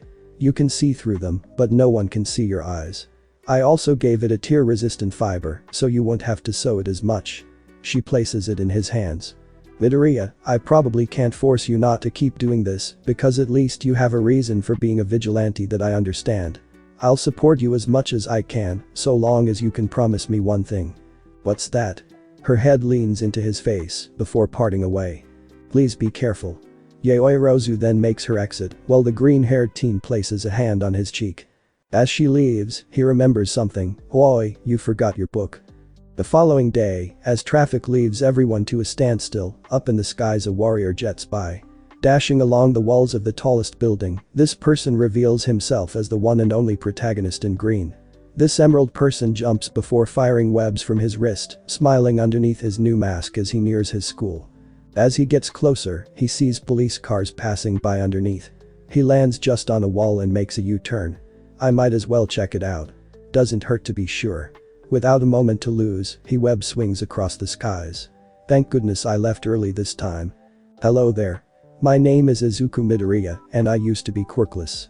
A chance came to me to become the greatest of all heroes when I was bitten by a spider birthed by a science experiment. Now I have powers and abilities heroes train years just to dream of. Even though I wanted to be a hero, because of who I am I ended up losing my chance to become a professional. No matter what I don't regret it, because through and through I am a hero. I will save as many people as I can and even make it fun. I'll show everyone how I am, as the amazing Deku. No, wait, Spider-Man, damn it.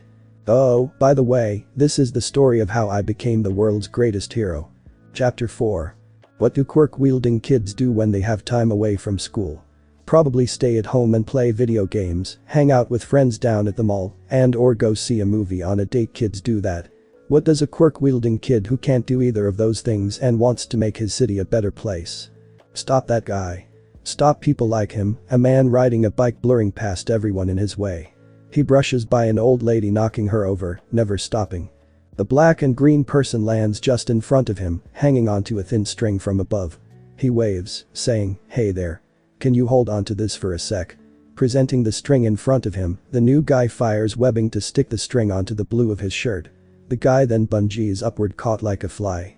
Izuku walks over to the person who was robbed, handing over the bike with one hand. "Here you go," he says before taking off, jumping to the side of a wall. Izuku begins swinging through the air, spotting a girl getting robbed by people. Seeing it, he makes a U-turn landing in front of those same thieves. With a polite shout of, "Stop right there," he holds a hand out enticing them.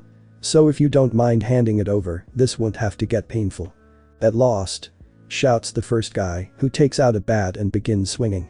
Spidey grabs the bat and crunches the wood into splinters, spreading fear throughout their hearts. They drop the stuff they stole and run away, prompting the arachnid boy to pick up the wallet and approach the lady. "Here you go. I think this is yours." The lady looks down at her purse before taking it quickly and running away. "You're welcome," he says before turning his eyes to his surroundings. Groaning, he leaps up and climbs the wall, trying to ignore what just happened. What was that about? Is the mask scary or something? Cause that was not a good first impression.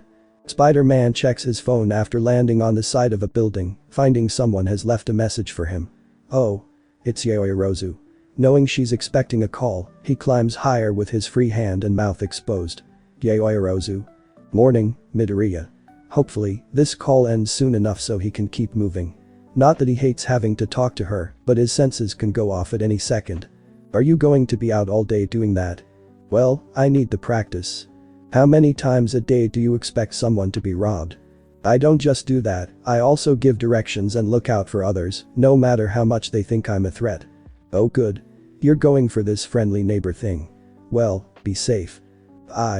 Finally free, he slides his phone onto the slot behind his belt with a faint redness on his cheeks. Her voice was so close. Jumping down, the spider boy spots some lady has dropped her wallet. He picks it up and hands it to her, saying, "Ma'am, you dropped your wallet." "Oh, thank you sir." In a surprise twist of fate, he flinches, almost dropping her item. The lady, who to his surprise is his mother, pulls it back in midair with an apologetic bow. "I can't believe I dropped that, I need to be more careful." "It's okay I mean ma'am." She narrows her eyes slightly. "You sound familiar." "No, I don't." He quickly swings away before she can identify him. He wipes his head of whatever sweat is present between swings, saying, "Guess filtering my voice doesn't work on people who have known me for life." His actions continue until nightfall, a slow and uneventful day for the most part. Staring out from the top of a building, the neon violet keeps Izuku in secret as he eats a sandwich, staring out at the darkening city. Looking out, he sees many people going about their twilight evening, waving to whoever saw him. After taking the time to replace his web capsules in each shooter, he hears the sounds of crashing and destruction. Sliding those empty capsules into his utility belt, he swings onto the scene. In the realm of destruction, cars compile on top of the other. People run away screaming from the behemoth causing havoc, a burly man wearing khaki pants and black boots. The more important feature he has is his upper body, which is pink and exposing burgeoning muscles, as well as the headgear made out of his muscles. He is trapezius headgear. He roars while tossing a car in the air, which Izuku catches in a web before it could hit the police. "Bring me All Might." Bellowing in the wind under the orange glow of the setting sun, the man clenches his fingers into a fist, punching a car.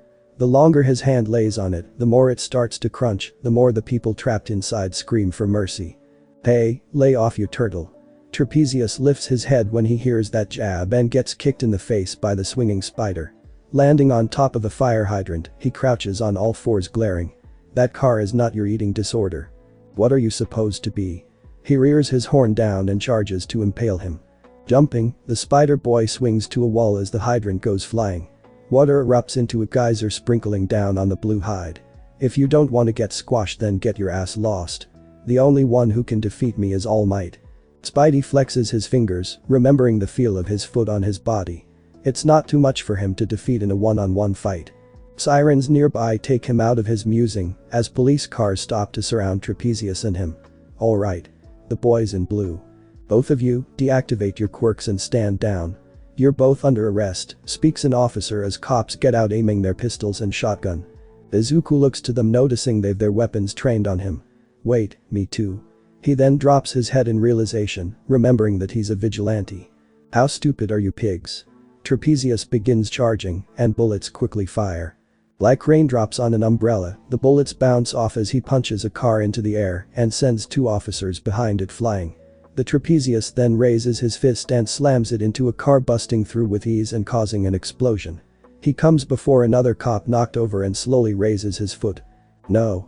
That fire hydrant from earlier smashes into his head, only denting on Trapezius's headgear skull. "Leave them alone," he says atop his back. "Alright. I'll play with you instead." He reaches back for him as he jumps away, grabbing his leg. Izuku laments as he gets slammed into the car and then the pavement before thrown to a wall. There are others watching the fight in virtual awe as Izuku struggles to stand, costume torn in certain parts. Back on his feet, his senses trigger when Trapezius charges for him now. Either I dodge or take the hit. Not bothering to even consider the other option, Izuku slides to the left to push the civilians aside, leaving him gripped and taken through the wall with the villain. Busting out the other end and thrown aside, the spider groans as he lays face up on the street. Trapezius then roars before rushing at the bug boy. Said bug boy pushes himself off the ground and jabs his feet into the thumbhead's face. He cringes in pain holding his face, blood coming from the unsealed openings in his hands. Finally given a moment to breathe, Izuku goes into a crouching position and aims his hands over at Trapezius's legs, firing webs that attach to his shins. He then pulls him off his feet, knocking the guy over and having him fall face up into the truck behind him. Izuku looks back at the officers still in pain. He could risk getting arrested, but that won't stop him from being the naive hero he is. Are you okay? Seeing him helping one of them up, another cop who has his gun on him lowers the pistol. In that instance, Izuku's senses turn on. He quickly turns around at the car bumper flung his way. He pushes the cop away before he gets flung in the air and into a police car. He groans while his vision restores. I gotta start paying more attention to my Deku sense and work on the name. The thrower Trapezius storms forth with clear eyes of rage.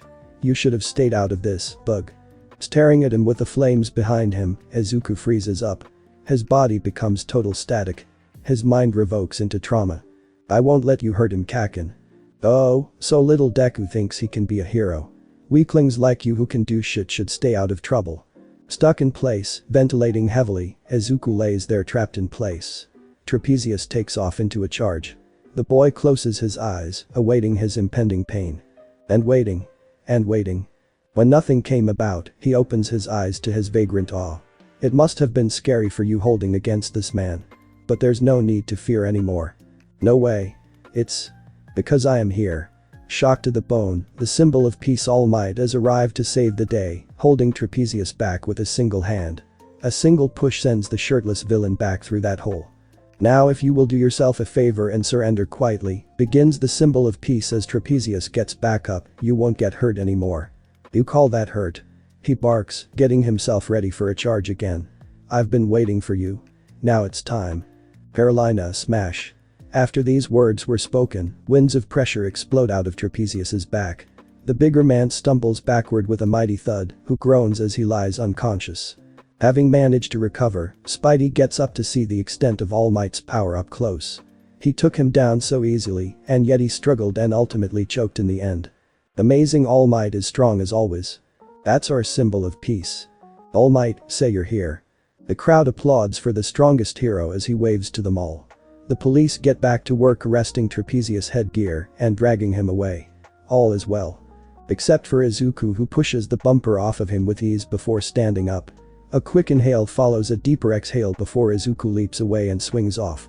All Might looks up from the crowd to watch the spider boy swing away. Who was that, anyway? Izuku the spider lands just atop a building far from the crime scene.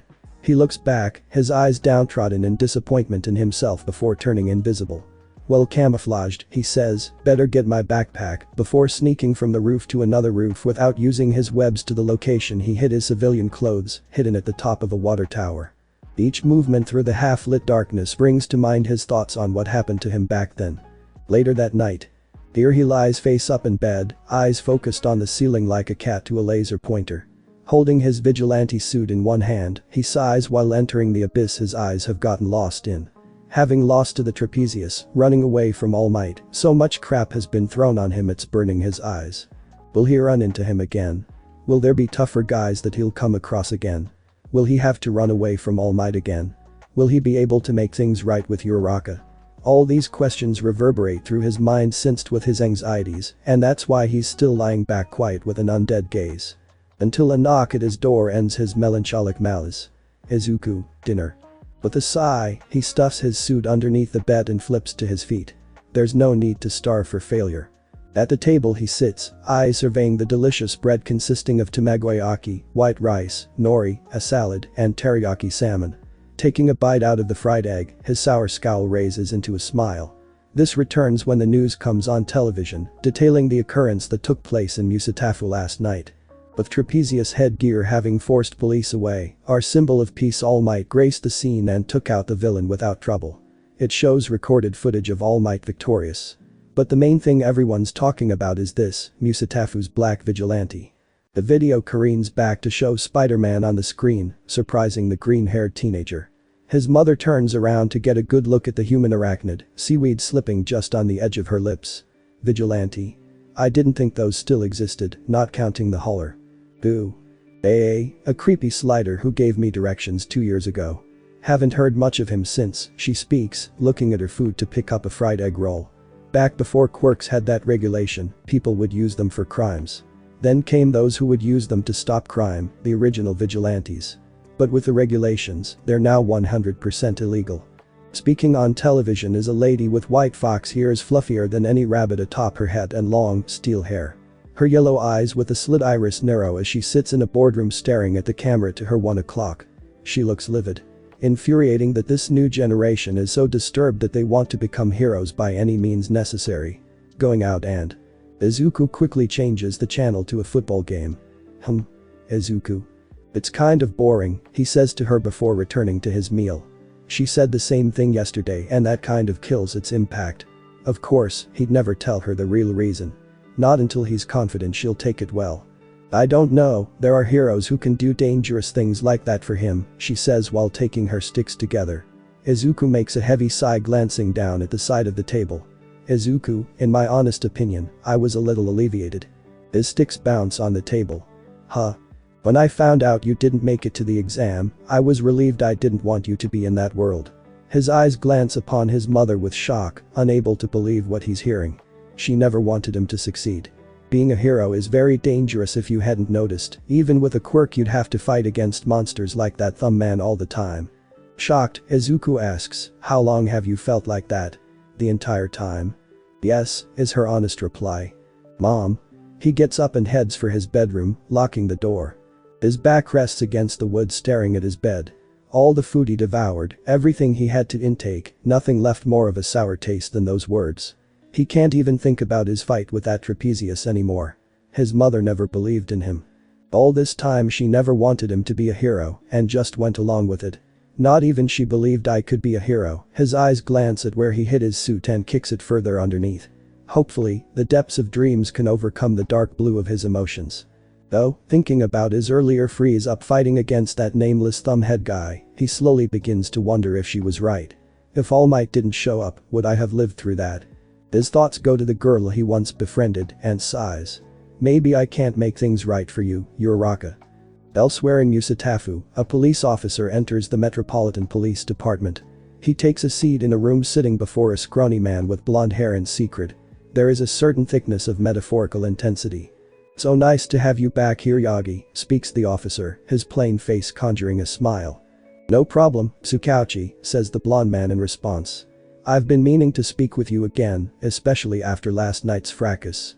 His tiny blue eyes narrow downward. How's our trapezius buddy? Tsukauchi takes out a file he pulled along the way. Kiniku Baka, arrested 3 years ago on 3 accounts of damaging public property by you. He was released before and hasn't done much since, until last night's incident. Witnesses say he wanted to fight you, for reasons he has been explicitly vocal to share. You'll be surprised to hear. The most surprising is to hear that coming from his mouth. As it turns out, he's been told that you were getting weaker and was eager to get revenge on you. Revenge? Yagi cups his chin as he thinks back on it. Now that I think about it, there was this one guy who was causing trouble 3 years ago and held a family hostage. I took him out with a chop to the head from behind. And you couldn't remember that. I beat up villains all the time. Back then, he was just a C-class grub, no harder to beat than Rhino Zeros. Yagi then grips his hand into a fist. He had a tough hide, but even if I had weakened he wouldn't be too hard to crack. I wouldn't be surprised if there was indeed someone trying to actively get rid of me, but if someone told him I was getting weaker, then another person is controlling this trapezius. The detective sighs solemnly before showing a picture of Spider-Man. Another thing is the vigilante who held up against him. Vigilante? Asks the off-duty hero while he checks the photo taken about him. Oh yeah, there was that one person there dressed as a green spider. I had assumed he was a hero. Nope, vigilante. The detective then takes the photo back. I asked around, and according to eyewitnesses, he's been doing small things for others before he jumped in to help stop that guy. It was a good thing he showed up when he did. Truly. I'd be impressed if he wasn't breaking the law. Hell, I'm still impressed by what I've seen. Don't get too impressed by a criminal.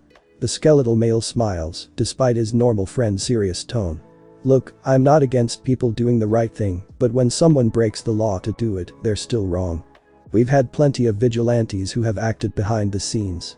But I'm not going to just ignore it. Heroes don't go after vigilantes, but the police do. And Spider-Man can't be allowed to act against crimes, lest his actions inspire others to think wrong. I know. Toshinori Yagi sits up, adjusting his suit. I'd like to look into this. That's okay. Tsukauchi's cheeks brighten. We have someone out there for this spider. Chapter 5. Over at the Metropolitan Police Department, Trapezius Headgear sits in his jail cell. His arms are chained by oversized golden handcuffs. A police officer passes by him, nodding at how tranquil the villain is at the moment. Though once the cop's attention is turned, a tiny little bee flies in through the windows and approaches Trapezius. It lands on his head, revealed to be artificial in appearance. The bee stings him, a substance entering his body from within the stinger that causes his veins to strain. Elsewhere. Bright and early but still blue in the heart, Izuku enters school with his backpack strapped around a single arm. Staring at his feet, his vague expression follows the path before him in solemn darkness. The day goes by in class with relative peace, him having turned in his work that took far too long. If there's any solace, there's no villain attack. That's why he's on time in literature class learning about foreign history. His teacher Sendimun presses a button turning the screen on, showing her class a photo of a spider woman. She's stretched back topless, surrounded by others in a black and white canvas painting. Her eyes look out past the fourth wall facing the world hers exists in. Following in from our lesson, I hope you all completed your assignment. Because we'll be looking into the subject of fate, starting with Greek mythology. Question, speaks a classmate of Izuku's, the blue-haired girl from his science club. What exactly does mythology have to do with literature? Why, everything Hitomi Yatsu. She replies. In many works, people make allusions to mythologies. Many stories you'd never know in detail without knowing about certain myths. Belief in spirits, in religion, in gods is more a part of life than you think. Many heroes take inspiration for their costumes from gods. Even science is only able to advance because of mythology. Oh. She shrinks back into her seat after the schooling. So anyway, back to the lesson. She goes back to the board. Our subject today hails from Greek mythology, the weaver of fate Arachne. She possesses alternate stories, each of which consists of her challenging Athena in hopes of victory. Her result became. Just another day, Izuku mutters as he drones out the lesson. No point in thinking about his fate, not while he's unable to handle villains and criminals. Not while no one believes in him. Not while that picture of the Black Widow spider lady is staring at him. Wait, is she? He focuses for a bit looking at the picture, noticing the eyes aren't just focused on nothing. Like a true painting, the eyes seem to follow his shifting head. That's creepy. That statement escalates, or in a better term, exacerbates when he sees a single eye closed and open. Raising a hand, he is quickly allowed to head to the nurse's office. I think this depression is affecting my sanity. Later as the school day ends, Izuku sits by the school gates checking a jar of his white stuff. Whether or not he'll continue, that stuff needs to stay full for emergencies. After an examination, he says, looks like this should hold me over for the week. I gotta find a better way to get materials. Midoriya. He quickly puts the jar behind him when a familiar voice calls out to him. Glancing forward he spots his friend Momo just before him. Dressed in the UA uniform, she's refreshingly beautiful. Oh, Yaoi Rozu. What brings you here? I saw the news and I wanted to check up to see if you're okay. She smiles as she looks at him, his eyes never leaving her gorgeous gaze. The girl adjusts her hair blocking her eyes saying, you never called me. Well. Oh, so this is that boy you were talking about. The spider lad looks over behind his accomplice in crime where he sees compatriots with her, and with a glance at their uniforms, he can tell they're all from UA like her.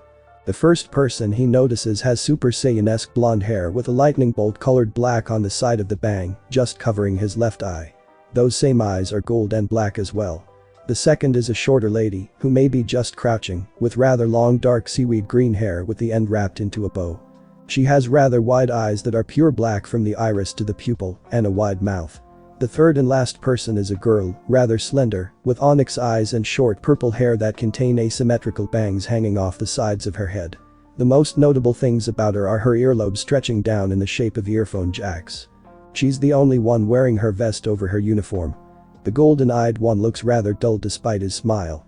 The crouching one has an expression that is rather unreadable to the spider teen, even though her mouth and curved downward, she doesn't look sad or bored. As for the third person, she's more spacing out, vaguely looking at him. HMPH. He doesn't look like much, says the blonde while examining Izuku. Izuku looks back to Momo and asks, who are they?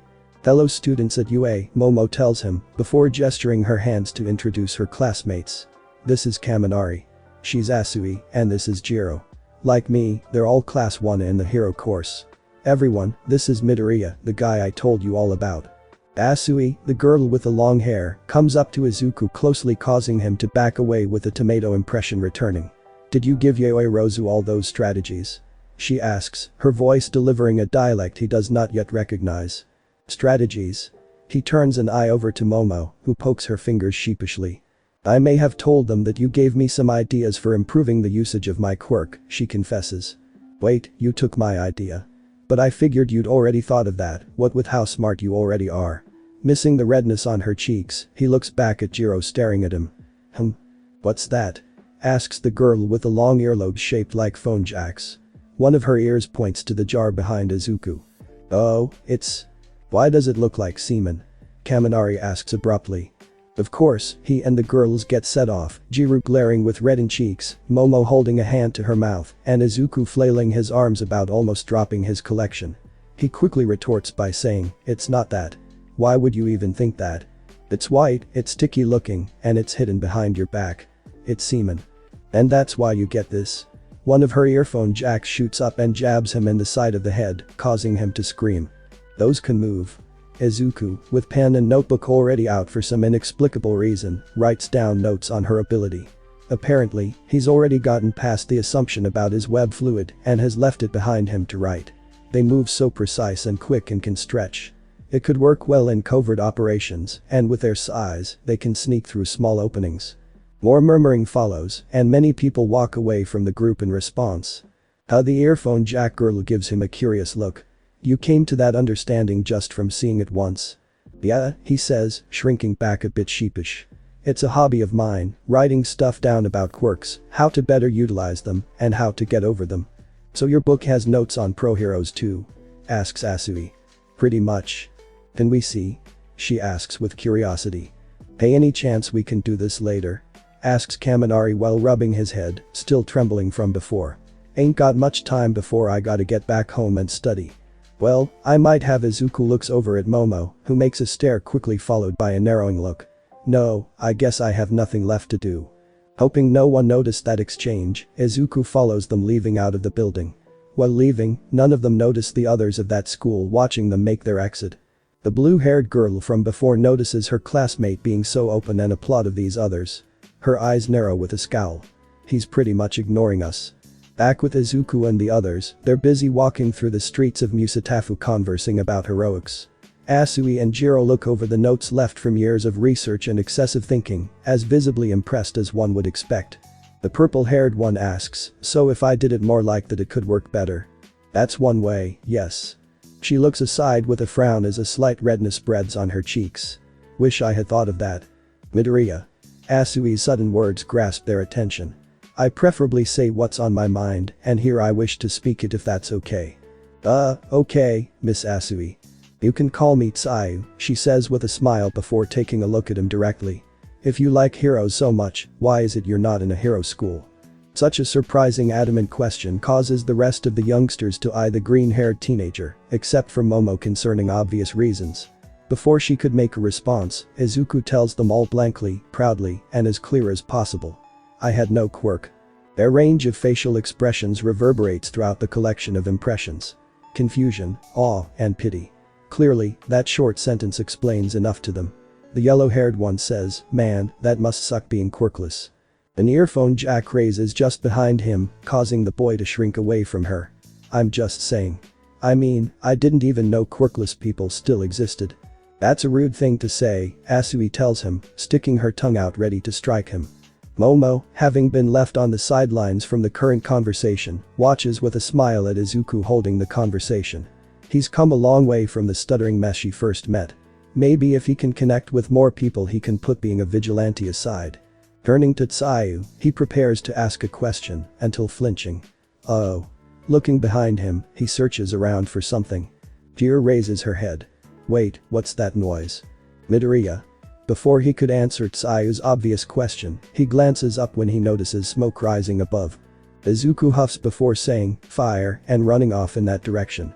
Midoriya. Shouts Momo before following after. The others give pursuit as well.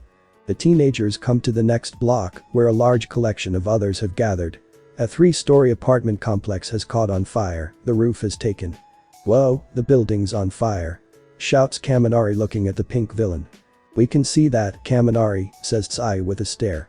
Momo, however, isn't as concerned with him, instead just looking around for the nearest hero. No one, which means looking back, she sees that Izuku is already gone, taken off to the nearest alleyway. She glances over at her classmates, glad about the distraction provided, and follows him. There behind the dumpster, she sees him already in costume with his mask on while strapping on his belt. Has he been wearing that underneath the whole time? Midoriya, she speaks, just as he's about to put on his mask. You don't have to do this. I gotta, he says, tightening his gloves before adjusting his web shooters. You don't have to do this. I do. Just wait for a hero to arrive. It might be too late by then. He shouts, stuffing his web fluid bottle into the bag before handing it to her. No regret, Yaoi Rozu. She refuses the bag and shouts, Midoriya, look at you. The spider boy's hands are shaking. Can you really do this? Aren't you scared? Of course I am. But, I have no choice. Behind the mask, Izuku grows an intense face of determination to overcome the trauma in his memory. Even if no one believes in me, even if I'm not a hero, even if I don't have to, I'm going to. Now please, step aside. She pauses, staring into his eyes through those one-way lenses. Before long she accepts his back and steps aside, watching as he leaps into action, swinging for the crime scene. Defeated, the rich student gives chase, clutching his bag tightly. Please, remember your promise. Swinging onto the scene, Izuku reaches the complex at the same time as a window explodes outward, landing on a building a street away. He stares at possible entrances and notes people filing out as fast as they could from the front, thanks to assistance from the nearby police. So far so good. Maybe I won't be needed. His hopes are aggravated when he hears a scream from the 3rd floor. He spots someone by a window waving out for help, a little girl. Oh, no. Not a second later, after seeing the girl in peril, Izuku jumps from the roof and fires a web line to pull him through the window the girl is in with a zip. Landing on glass, Izuku looks around and spots the child huddled in the fetal position. Don't worry, I gotcha. My big brother. He's trapped in my room. She says as the spider vigilante picks her up. Don't worry, I'll get you out of here first. Izuku goes to the window and climbs out, standing horizontally on the wall. He glances over and sees the police watching him. Using his webs, he attaches it to the child's abdomen and lets her fall, his webs a bungee and zipline at the same time. Once at street level, the police take the girl, and he releases control of his webs. From afar he notes Momo and the others watching his actions. Kaminari is in awe, Asui is quiet, Jiru is recording everything, and Momo looks incredibly worried. One down, one to go, he says to himself before going back inside of the building. Elsewhere. No longer stuck having to work in boardrooms, Toshinori Yagi in plain and indistinguished casuals walks along the streets of Musatafu carrying a bag of stuff. Checking his watch for the time, he casually sighs. Well, better get home. It's almost time for. The skeletal human stops when the sounds of destruction catch his attention.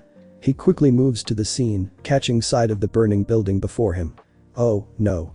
Back to the action, Izuku runs through the bedroom inferno shouting, hello. Is anyone else here? Help. He hears this muffled voice not too far from his position. He turns down the hall and sees a door covered in flames where the voice came from. In here. The door's too hot. Hold on, I'm coming. While he puts aside why the voice sounds familiar, he rushes to the door and raises his right leg. With a powerful thrust, he kicks down the door with ease, the sudden gust of wind sending flames and heat upward in his face, causing him to cover his face instinctively. Through his protective lenses, he spots the person hiding in this room without a window. He approaches the boy no older than he is, pausing when he recognizes him. It's a flat-faced boy with dark green hair. One Izuku remembers all too well. It's really cruel to do that, Kakin. Izuku stands before a frightened child in defense, though he looks just as scared. I won't let you hurt him. Oh, so little Deku thinks he can be a hero. Weaklings like you who can't do shit should stay out of trouble. These are his words as he comes forth to assault the green-haired crybaby, along with 3 others. One is a chubby boy with red pterodactyl wings, another is a boy with rocks all over his arms, and the other has extremely long fingers. Nobita mutters Izuku as he stares at the boy. Who are you? Asks Nobita staring at Spiderman. Izuku grips his fingers tightly, all those memories of torture returning to his mind the minute his eyes lock onto Nobita. Should he just turn away? Contemplating this choice for even a second, he slaps himself in the face and fires a web line that attaches to the guy. He then pulls, bringing the teen over and having him crash onto his right shoulder and arm. The guy who's getting you out of here, so hold on tight and don't look back. All I can see is back. Then just stare at the floor. If anyone's going to panic, it's gonna be me. Izuku then turns around and runs out the room, just as the ceiling collapses. Knowing that he just saved one of his bullies, Izuku notices that in his heart he doesn't hate or regret what he did. Reaching the hallway, Izuku comes to a stop when the floor begins to break apart. He gives a light groan and takes a left heading into the kitchen to cut around the pitfall. The fire is starting to cut off his paths. Pretty soon, they'll both be extinguished in this man-made hell. That's when an idea reaches his brain. Hey, do you have a fire extinguisher here? Kitchen sink. Nobita says, causing Izuku to quickly turn to the sink next to him and rip open the handle with one hand. He pulls out a red extinguisher and aims the nozzle. With a squeeze, foam is sprayed out and douses flames leading to the window he came in from before dashing. While running, his senses tingle. Izuku checks above to see that the ceiling is coming down, including a support beam. Acting fast, the boy tosses Nobita off of him to the window just as the beam falls, pinning the vigilante to the floor. The bully looks back at Izuku, fearful when he sees that the guy who saved him just got taken out. Hey. Are you alright? Of course not. He shouts back, pushing up to give himself breathing room. Groaning and coughing, Izuku shouts, go. Get to the window. He waits for Nobita to get to the opening and fires a web line at his chest. Now, use that to get out. I'm not going anywhere with this thing on me. Crying, Nobita uses the web to climb down the side of the building with poor propelling techniques. Though he gets about 2/3 of the way down before the web is cut by fire.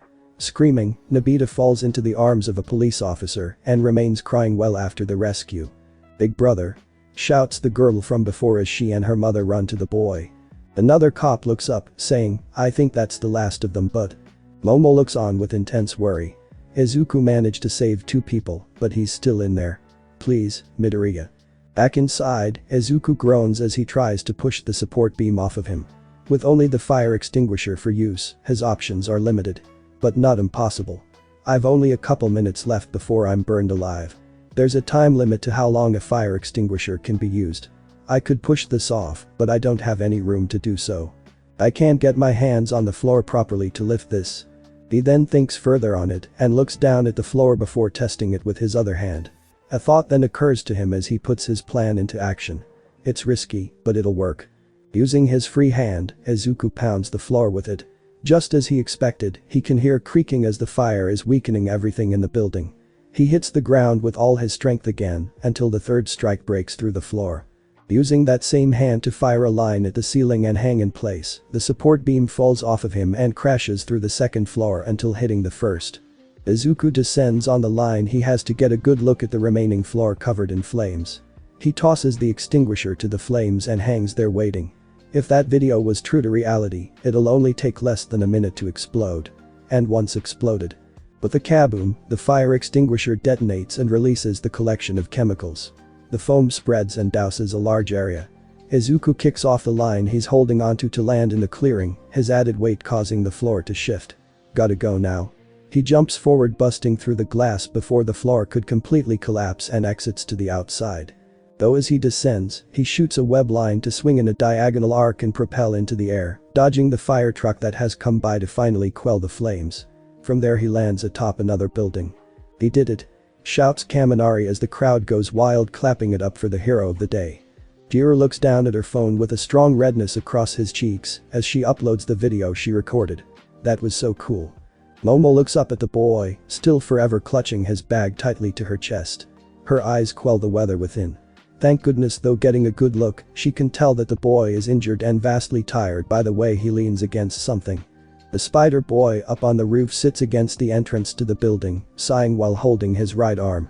As it was the arm pinned by the support beam and holding the fire extinguisher, it took more damage than any part of him. I need to rest. He hears loud footsteps, glancing over to spot Mount Lady has finally made it with backdraft. Oh, good. Izuku then extends his arm to swing off into the city. Elsewhere. Having witnessed everything, the class of UA walks to the train station together underneath the fading twilight, slowly coloring the canvas of the skies a dark shade of blue. With a drop in temperature pushing them faster ahead, Kaminari checks the video. Jiro uploaded everything he could about the fight. That was pretty amazing. I can't believe Spiderman is real. Zero will be pleased to see the tape used this way. He's much cooler than I'd thought he'd be, says Jiro while looking up and around, smiling. He shouldn't have gotten involved, adds Asui with a finger to her mouth.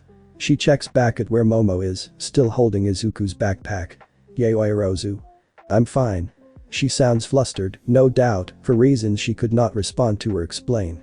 How could she anyway? It's a secret of his, and only his. She checks her phone when a popular noise comes out of it. I'll see you guys tomorrow. Izuku left his backpack behind.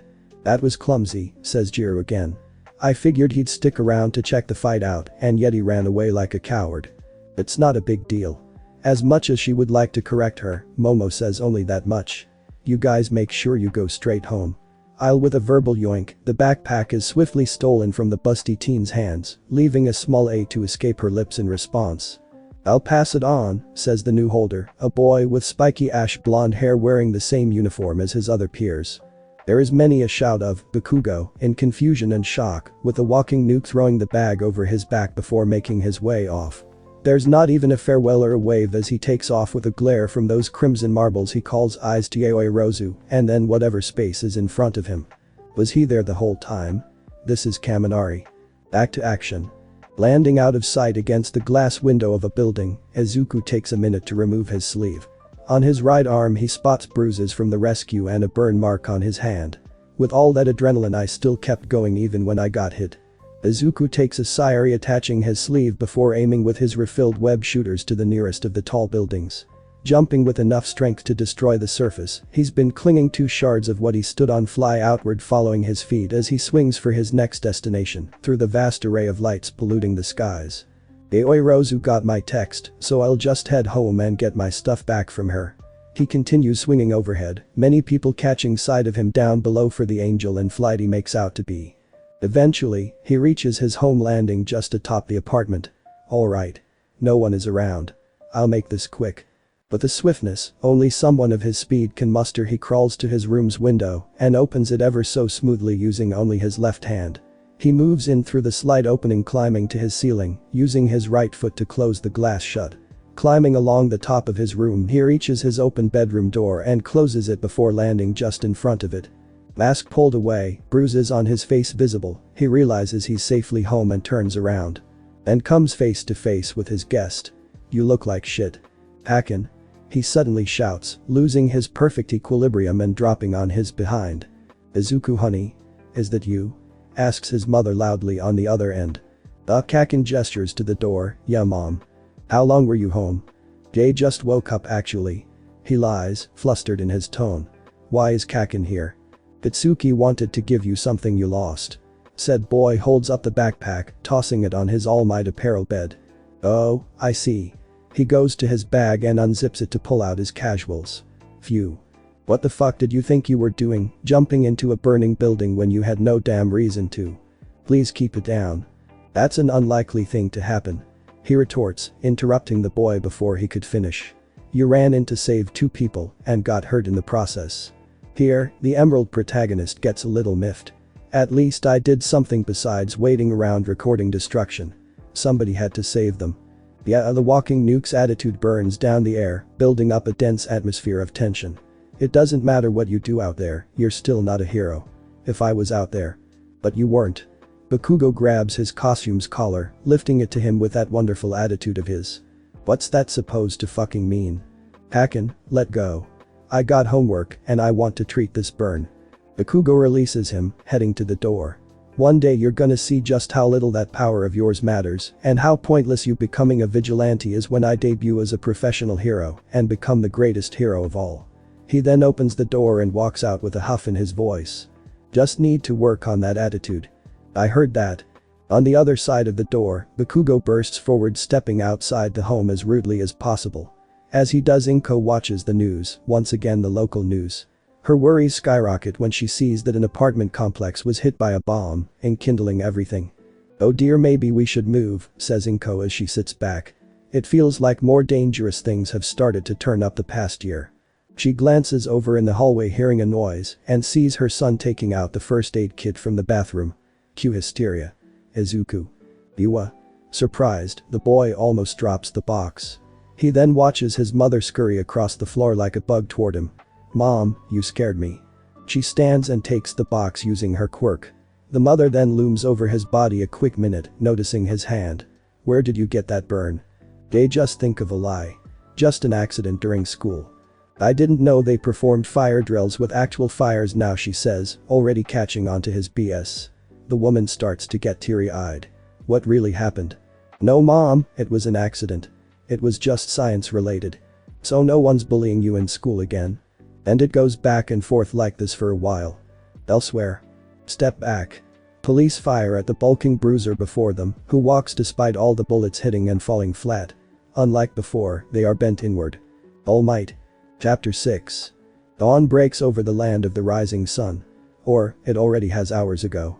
Left in his bed fast asleep with his hand covered to heal the wounds made from that night, Izuku snores as he remains campy, serene yet messy, with a right leg draped off his bed twitching. He rolls over in his bed, dropping and hitting his face on books he left out. A groan erupts from his throat emitted by the pain, on a single knee as he awakens. What time is it? He looks around for his alarm clock, also shaped in fashion like everything else around him as the symbol of peace, and checks the time. Yua. Quickly he runs out the bedroom door dressed in his school uniform. He then checks the bandages around his burnt hand and widens his eyes in surprise. His hand is completely healed. No scar left either. But first-degree burns take 7 days to heal. Thinking about it, his body doesn't feel as heavy or damaged despite what happened last night either. Maybe his spider body comes with enhanced healing too. Alright. That's good to know. After tossing the bandages in the trash, Izuku heads into the living room. Unexpectedly, his mother isn't around, and neither is breakfast. I guess I'm picking up something along the way. Strapping his bag to his back, he checks his phone for the time again, just to gain a better scale on how late he is, realizing doing it normally won't get him there on time.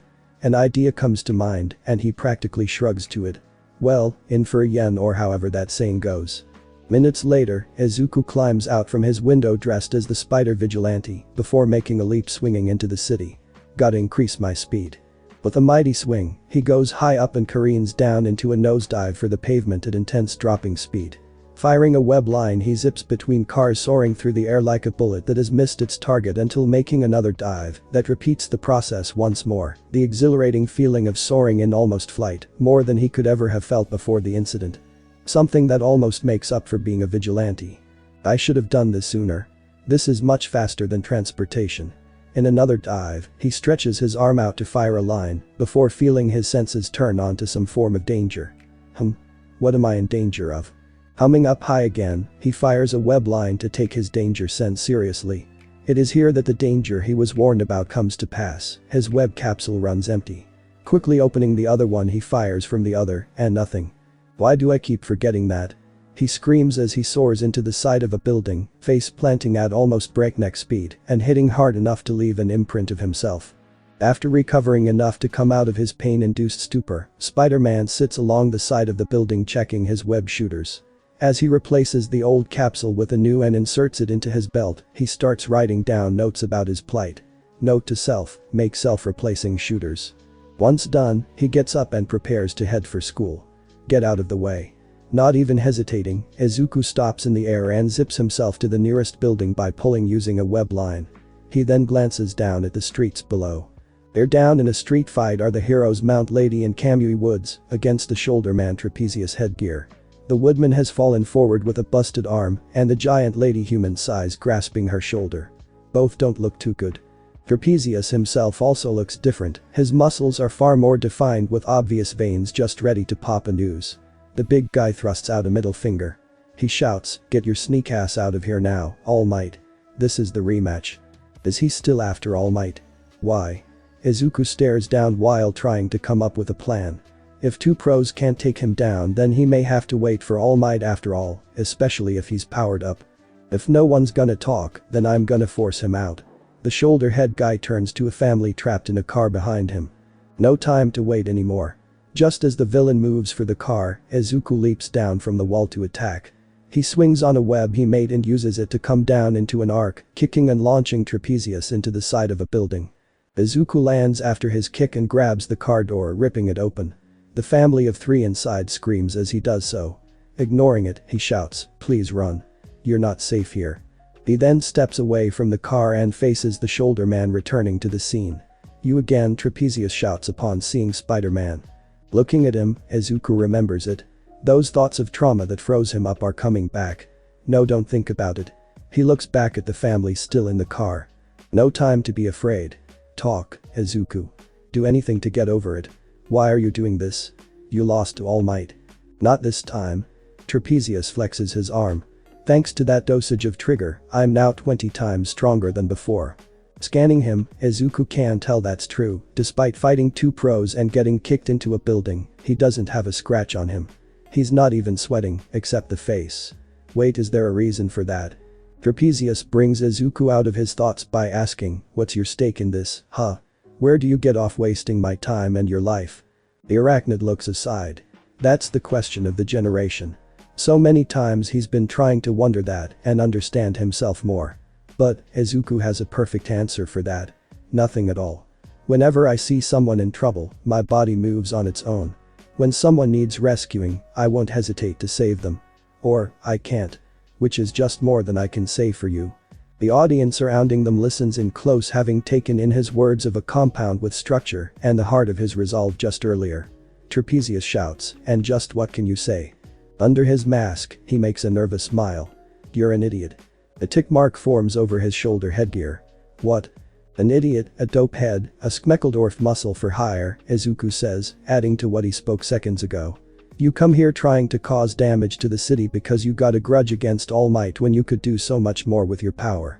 Hell, so many people would kill to have the strength to reach a pro hero's level, and all you can do is cause problems for yourself." More veins pulsate at those true words. Now, not everyone wants to be some glorified cop. And the worst part is you're wasting your time. Everyone knows that All Might is working at UA High as a teacher, so he's not going to be able to fight you at all. At that, everyone stares at Trapezius. After a bit, he pounds his fist into his hand, saying, "Oh yeah. You really didn't know," almost everyone shouts. Now the pink muscle guy is turning red. Whatever. I'll just get his attention for later tonight by murdering a couple of people. Maybe even a vigilante too. I've heard enough. Kamui Woods moves in using his branches to attack Trapezius. He gets caught, but easily rips out of the prison and grabs hold of the branch still attached to him, throwing the hero into a car.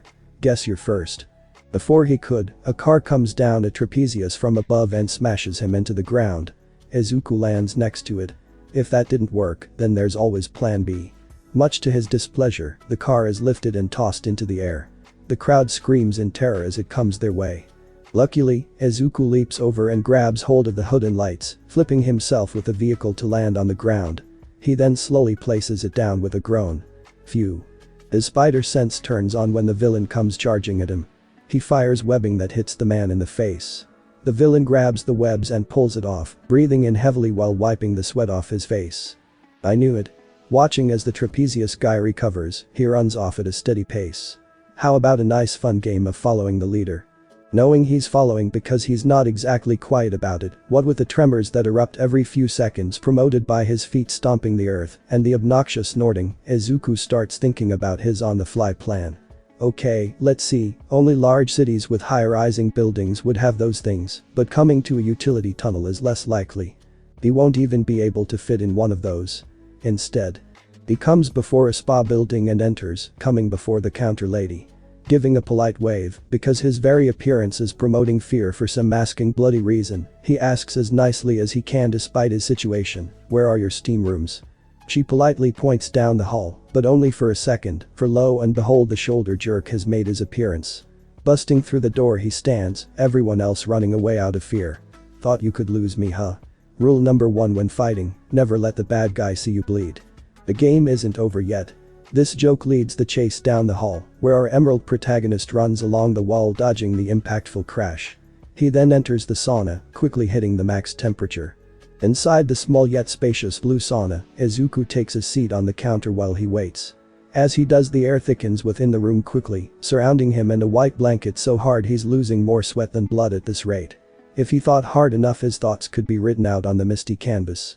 Soon his guest arrives, squeezing into the rather large door. "Good, you're finally where I want you." "Yeesh. Getting hot in here for ya?" he asks, waving to his trapezius buddy. Of course, this gets a fist thrust at him.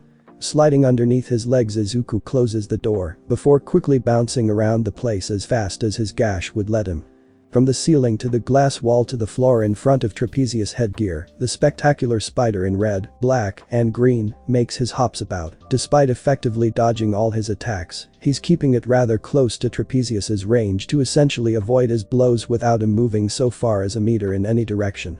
A total of 2 minutes go by before the arachnid slows down. He isn't the only one as well. Despite not a single scratch on him, trapezius is, ironically, a little low on steam. "You can't keep this up forever." His tone sounds more lazy and drone-like now. His mouth starts to look dry. "What's wrong?" "You stop spouting off," says Spiderman before landing out of the sealed space he put him in. "It's only a matter of time now. So, I realized that everyone lost to you because they tried to hurt you when they couldn't." "Yeah, that was dumb," he says between gasps, face so drenched his eyes burn. "Boss used trigger and boosted my quirk. I'm impenetrable now, nothing can beat me." "Yeah, that's true." Izuku walks just in front of him, stepping back again to avoid his slowly grasping hand. "But if nothing can get in, nothing can get out either. Your face has to sweat for your entire body because the rest of you can't perspire. It's probably enough under most conditions, but in a sauna." He makes a weak swipe again. Not even bothering to dodge, he pushes his entire body. The trapezius lands with a light thud as he breathes so fast he may as well be hyperventilating. Hopefully, whatever trigger is starts sweating out of you. "I hate you so much," he mutters while groaning, unable to move another inch. Izuku lands on top of his body, crotch to feet, knees bent, staring at the big man. He points trapezius's face and asks, "Who sent you after All Might?" No response. He's out of it. His body's even shrinking, no longer the bulking bruiser. "Oh well. I guess I've done all I can." The gashed spider stands up, feeling his blood still coming out. He webs him down to the floor and turns down the heat. Hearing the police sirens nearing closer with each passing second, he climbs out of the window just in time to see Mount Lady and Kamui Wood staring at him. "Oh, good. You got this right." He prepares to run away, stopping at her voice. "Wait. Did you?" He looks back as he sticks to a wall. "Thanks for helping." "It's okay." "No, it's not." The Titanic beauty glances to the side with a slight redness in her cheeks. "I'll make sure to pay you back for that." Sure." And with that, he takes off climbing up the wall. Kamui eyes him as he leaves. Another one. As Izuku makes his exit from the scene, he swings off for school. He checks his phone while swinging from a thread for the time. "If I hustle I can still make it in time." While swinging, his thread is cut and Izuku ends up falling to a building. He rolls along the floor up to his feet. "What was that?" "Nice moves, Spider-Man."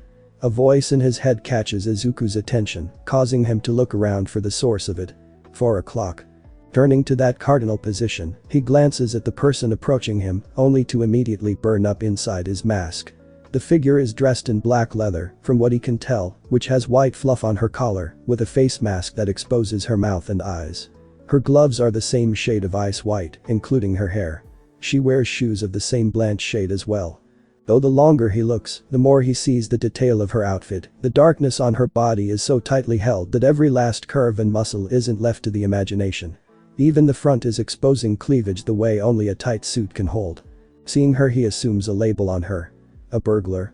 "How rude," she speaks, her voice a seductive trance. "You have offended me, and now you must pay the price." Why you're gonna Izuku stutters with his words as she approaches him, a bit of sway in her hips. No matter what he wishes to say he can't even bust out. Each step twists and turns her waist in a way he couldn't ignore. Luckily his mask is on. Going somewhere, Spider-Man? Why you don't want to fight me? Now. She places a finger to his lips. Cats don't fight spiders. Her foot plants into his stomach, sending him backward. We just bat them around. She spins in the air to throw another kick, but he jumps to the side on all fours as she slips to the edge. Nice shot, cutie. Get out of my head. He suddenly says, having heard a voice in his head. This distracts him enough before he could react to his spider sense and gets pushed to the floor. Distraction. She stretches her hand back, claws retracting. She rears them back to swipe, but he kicks her off with both legs before flipping to all fours. The lady rolls in the air onto her hands and feet too before rushing forward. The woman swipes at him as soon as he stands back up with the right hand, causing Izuku to deflect it. She follows up with another from her left upward, but he also blocks, but not as strong as he wanted to. She then spins in the air, mounting a back kick that plants her heel into his chest, knocking him on his back. She's good. She is far better coordinated than Trapezius. Does Miss Distraction have a name? Of course, my dear, she begins, pulling out a shuriken in the shape of a cat. You can call me Black Cat. She rears her hand back to mark her throw. Before she could, webbing covers her hand, trapping the shuriken in her grasp. More attached to her feet, and the woman is pulled off her footing, hitting the back of her head. Another splash of webbing attaches to her other hand, trapping her in place on the roof. While I would love to fight you more and ask about your quirk, I have an appointment to make. Izuku then jumps over the roof. Black Cat extends her claws to slice off the webbing and stand up. She then heads to the roof, pulling a pistol from her left hip. Sadly, as she goes to aim, the spider has disappeared. There is no sight of him anywhere. Sighing, the Catwoman takes out a flip phone and rapidly presses numbers to make a call. This is Black Cat. He got away. I'll have to go about this differently. What an intriguing sight to behold. A blue monitor forged into the wall of a dimly lit room shows a video of Spider-Man's scuffle with Trapezius headgear. That was pretty cool. I can't believe all that work to make him tougher than All Might failed. Losing to a vigilante in a contest of strength. A small object flies in towards the monitor, the blue illumination revealing it as a yellow jacket. The yellow and black striped insect lands on the side of the plasma television. Its stinger is a USB drive. It inserts into the side, and the screen shows a picture-in-picture box of what's been recorded. Videotaped from just outside the spa house through a window, it shows Spider-Man and Trapezius entering the sauna. After waiting a bit, the arachnid pulls him out as his regular state. He reverted. It couldn't have worn off. He must have done something, this Spider-Man. Who is he anyway? The two voices turn their eyes to their third party. Spider-Man checked the registry for any spider-type quirk. This might be that mistake. Later. Sendimon looks around the class, taking note of all the students present and accounted for. As she does, the door bursts open and in rushes Izuku dressed in his school attire, panting heavily. Am I late again, Midoriya? She tells him callously. So late you are that maybe you should consider sleeping at the school, that way you'll start showing up at the first second. She then hands him a slip of paper. Schedules run the world, Midoriya. If you can't be on time for something as easy as school, no job in the world will hire you, and if you can remember that you'll be after school at that time cleaning crap off the floor. Sighing, Izuku takes his seat as he gets laughed at by his adoring public. Just another day in the life of Spider-Man. Chapter 7. Everyone, file in neatly in order from your ID and properly. My god, will you shut the fuck up? Bakugo, language. Over at UA, the class of one gathers together at the banks of their campus, stationed before a bus the size of a commercial one. This blue and white vessel as large as a greyhound opens its doors, allowing the 14 to 16-year-old children to enter at their own volition and pace. The walking nuke Bakugo makes his entrance as the last person, sitting next to the earphone girl Jiru begrudgingly. To the surprise of the first person speaking, a boy encased head to toe in white and blue armor with a cerulean cape attached who possesses glasses and a strict facial expression, the bus is nowhere near what he was expecting, hence why he's in such a depressed state. He sits in the middle of the bus on the left, the third of four others, facing Momo, who is dressed in a revealing skin-tight red suit. It was this type of bus, he mutters as humiliated as possible, pounding his knees as the bus takes them further along to their destination. It's not that big a deal, says a boy with spiky red hair sitting just next to him. The creating girl holds up her smartphone watching a video effectively as time passes them within the bus. A bright smile widens across her face as she sighs with relief while her dark onyx eyes view the screen.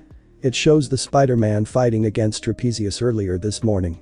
Class president, speaks Asui to the class's smartest girl, I can't help but notice something about you and your fascination with Spider-Man. Momo twitches in her seat at the frog girl's surprising words. Forcing a straight face she asks, what do you mean? You look kind of worried whenever you see him, she speaks, adding more to her nervousness. It's a little surprising that Asui is so effectively discerning and noticeable of certain things, almost like a person peering at her life outside of her reality. I don't know what you're talking about. I mean, wouldn't anyone be worried seeing a reckless idiot like him fighting? Or at least mad that he's doing so? Not me, says the red-haired one with a sharp-toothed grin, a thumbs up boasted with approval. I think he's pretty awesome. His usage of webbing is just like my tape ability, says a boy up in a higher row facing down the seats from the back of the bus. He raises his hand showing the roll ejector that his elbow has, including the small opening shaped like a slit. I could probably traverse high with those movements if I can pull it off. So you aren't supporting his actions? Asks the frog girl, her expression as solid and unchanging as ever. And no. Why would I? I don't even know the guy. She says in defense, holding her hands out shaking rapidly. Asui turns her face forward going back to spacing out, leaving the president to resume thinking. Now curious herself, Momo has to ask her, why the sudden curiosity in Spider-Man? The frog girl sighs looking down at her knees now, concealed by her green, yellow, and black skin-tight bodysuit. I disagree with him. It doesn't matter if your intentions are noble, if you break the law, you're no better than the people you stop. Following the laws established is what separates us from villains who do as they please and cause havoc. Those words remain planted in their hearts as seconds go by. The class president shamefully looks aside while those words pierce her thoughts. Asui. Call me Tsayu. Katsuki, sitting complacently in his seat with rather hateful eyes. From his mouth spouts the sentence, can we talk about something else besides that loser? What, like your attitude problem? Kaminari's words light the fuse to the explosion of swears that erupt from the walking nuke. What's that? It sounded like the countdown to your destruction. Kaminari grins glaring at Katsuki. It's only been a couple of days, and we're already well aware of your unpleasant shit pile of a personality. That makes his mood worse. Big words coming from someone I'm gonna pound. Bakugo shouts as the class president holds her mouth at the vulgar words being spoken. Asui keeps her remaining focus on the forefront of her mind. Those thoughts collect about one single fact, one that she decides to voice. Bakugo, why did you call Spider-Man a loser? He just is. Momo flinches when she notices that as well. He'll blow Izuku's secret. Bakugo, don't. Do you hate him for some reason? The frog girl queries.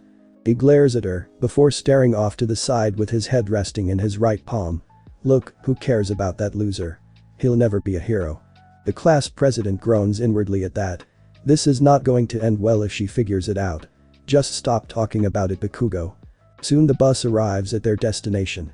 Everyone steps out to what looks to be Universal Studios Japan Edition. There are many types of areas in this location.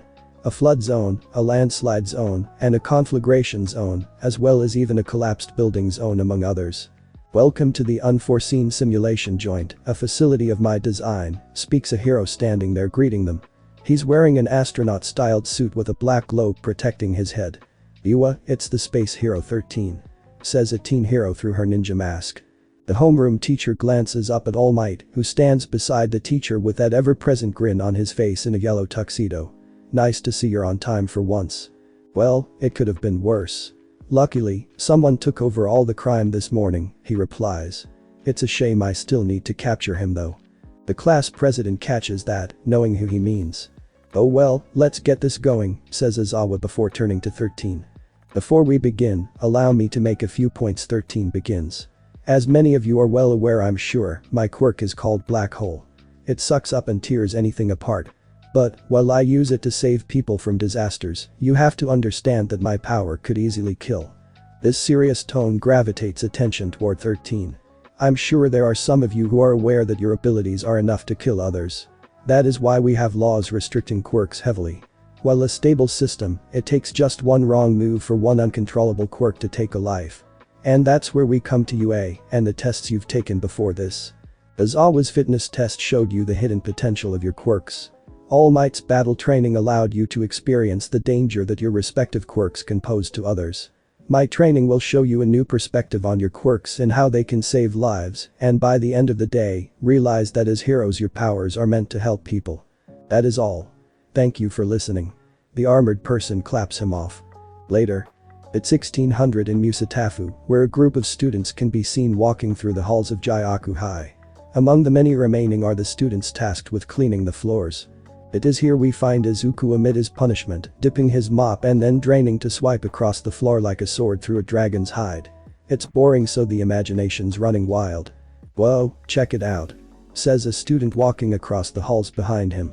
The emerald protagonist turns around to spot a group of kids watching videos.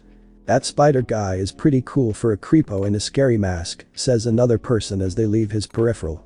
Hearing them, a smile graces Izuku's face as he goes back to cleaning. While doing so, someone asks him, "Why are you so happy cleaning dirt off the floor? Might as well enjoy what you do," is his reasoning read as light to the blue-haired girl from his class. "Anything you need from me, Miss Hitomi? That's class representative to you." She thumbs back to another person behind her. This new guy has messy black hair large enough to lace over top of his face. It's about as big as Izuku's with similar locks matching the emerald spider. His eyes are of a deep red, more of crimson blood than the scarlet courage that Kitsuki holds, hidden underneath the untamed forest of hair he possesses. The black spot birthed within his skin below the right of his lips can be seen as the destination of the scar descending his right eye. Unlike his peers, he has the vest of his uniform draped over his arms and shoulders instead of wearing it. Above that, he has on fingerless mauve gloves with a magenta glow from a bulb on the back of them. "Oh. Hello," he says politely to the new guy. "And he is a junior who will be joining your punishment," she says before turning to the silent teen. "So is the elder, I hope you can." The nameless senpai pushes her aside to grab a mop, one of those types with a built-in squeezer. "I don't need to be told how to clean up someone's act," are his words before he gets to the wet works. The frowning she delivers evolves into a pout as she walks away, ignored by the loner and the loser as they proceed to clean. With her gone, the new guy sighs as he pours a portion of the bucket over. Izuku's mouth opens into a gaping hole as the chemicals spread across the floors, before he asks, "What was that for?" "It's easier this way," he replies before going back to work. He stops for a bit to turn back at him. "Hey, you working or not?" A sigh escapes his lips before he proceeds to swab the halls as twilight settles in over by the windows. "Quitting time." Shouting, the senpai with black hair walks down the cleaner halls and out the front doors without a care as he stretches his arms. The spider hero follows after, writing down notes. While leaving, Izuku's nameless associate notices his book, asking, "What's that?" "Oh, these are notes I make about heroes," he replies with glee. "I compile a list of heroes and their quirks and how they can be worked in various ways." "Does that include All Might?" is his dull response. "He's got an entire chapter." He shows him page after page about the hero everyone loves so dearly. Of course, he includes everything about All Might as he wanted, except for 2 important facts regarding his true self learned last year. "Wanna see?" "Not on your life, nerd." Hurt, Izuku sinks into depression as he prepares to walk away. It's too late to join the science club's activities, and he needs to get back home to work on schoolwork. No time for Spiderman tonight either, as if his punishment and torment from this morning weren't enough. Not to mention there's now someone after him. Wait. He stops looking back at his new companion. Those crimson eyes of his turn an eye down at his notebook. "Do you have any notes on villains?" "Huh? That's a rather odd question. Why would he be interested in villains and not heroes?" Nevertheless, Izuku hands over his notebook showing a page all on the various villains that have appeared in the media he's recorded. Showing it, he reveals to his senpai notes jotted on trapezius headgear, toxic chainsaw, sludgeman, as well as other villains All Might has triumphed over. As he shows him, Izuku notes with surprise the joy and intrigue on his face, one rivaled by himself when it came to heroes. "This is pretty cool, I had no idea Toxic Chainsaw was like that." His grin widens further as he goes along reading more lines and checking out more of his doodles. Now Izuku feels he should ask. "Say, why do you like villains so much?" "Because they're so much cooler than heroes and so much more honest. At least you can count on them to do what they do." As he resumes his scanning, Izuku frowns when he catches the tone he spoke in. "I'll take my leave now." He takes back his notes and prepares to leave. I guess I'll see you later, All Might. He quickly turns around facing where Izuku is looking, a store with videos playing on the side of the windows. One of which plays an image of All Might involved in an interview from last night. Izuku quickly goes to the screen to view the video, smiling. He looks better in person. Whatever. With that, it's become more and more obvious how much he dislikes heroes. But this makes him realize he particularly hates All Might. Why that is he has a clue. There are plenty of warning signs for this guy, but that's not new. There were lots of people who idolize villains all over the internet, and a lot of them come across as harmless fanboys. Like himself once upon a time. Breaking news. Turning around, Izuku spots the news has changed. As the fox lady who bashed him before appears on the screen, down below reads. Attack at UA High School facility by Villain Alliance. 20 students involved. This flabbergasts the hell out of him. How could a hero facility be attacked by villains? Why would a hero facility be attacked by villains? Is All Might okay? Did Momo and Kaken make it out safely? Taking out his phone, he makes a call that goes to voicemail after a long wait. He won't be getting through if it's like that. But he has to know. I'll see you at school tomorrow. Blasting off at full speed, Izuku runs straight for nowhere. This lasts until he starts heading for Momo's residency, not bothering to change into his vigilante uniform or obeying traffic. Any car in his way, he jumps over the hoods as he beelines it for his friend's address, hoping she's there in one piece. They're at her abode, far out near the Aichi prefecture, in an area surrounded by trees and gates between a solid road. It feels like the suburbs except fancier. The front gate that opens up expands far enough for cars to drive out, and there lies an intercom where he presses a button to call in. Thinking about it, this is his first time visiting her home. They would always meet in the city or at his place. It's surprising just how loaded she is when it all sinks in how far out of the city he had to run. Hello? Speaks someone on the other end. It sounds like an older woman, probably her mother. I'm here for Momo Yaoirozu. Vegan, insect. That was harsh, he feels. The Yaoirozu family does not have any comments to deliver you parasites, so leave. I'm not the news. My name is Izuku Midoriya, a friend of hers. That lost. We're not taking any guests today. And she's not taking any visitors. Shut down, Izuku sighs as he makes his way off for home. He can expect a visitor at another time, hopefully, when she's free and or her mother. He assumes that was her mother is in a better mood. On his way back, he checks his phone, feeling a ring, before quickly, to the point of almost dropping it, answering when he sees Momo's name on the caller ID. Yaoirozu. Midoriya, she says on the other line. I see mother wouldn't allow you in. He breathes a sigh of relief hearing her voice. Look, I heard. Let's talk tomorrow, at your place. Good night. She then hangs up on him, leaving him to run back to the city and its crouching night. On his way home, he opens his phone to call. Kaken. Kaken, answer the phone. Deku, not fucking now. The phone then hangs up. Well, at least he's okay. Sighing, he picks up the pace heading for home. Elsewhere. I can't believe it was a bust. All Might was still at 100%. We were careless. Yes, you were Kurogiri. Maybe you'd have had better luck had Tamura been there. I had my reasons. Anyway, Tamura, how is that task I asked of you? According to City Hall, there is no record of a Japanese with a spider-based quirk, and the closest we have is an American woman overseas. This means you may be right, Master. This Spiderman is a result of the experiments we worked upon for your body.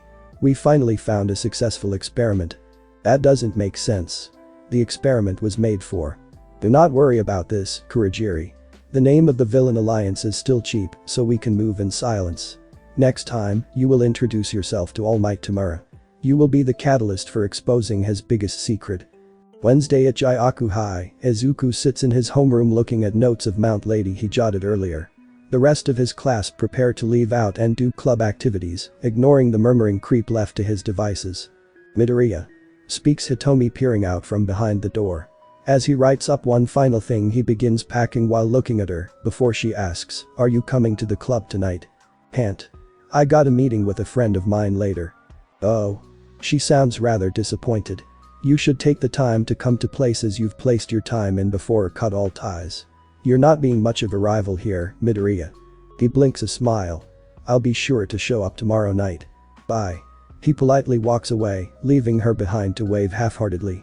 On his way across the halls, being careful to avoid the ones being mopped, he spots his cleaning buddy in the detention room watching a PSA video. He peers in just as All Might appears on screen, sitting seat forward in the middle of a vague hallway. "So you got detention. You screwed up. You know what you did was wrong," he begins while looking at the camera. "Knowing what you did is half the battle. What you need to think about is how to make it up." That's enough for Izuku as he leaves, heading for home for that important meeting. Not even bothering to change into Spider-Man, he takes a bus to his apartment. There he finds nothing out of the ordinary, besides the black limo stationed right outside. His mouth widens upwards as he heads inside and up to the top floor, where he finds Momo in the living room right beside his mother. "Mom. Yayoi Arozu."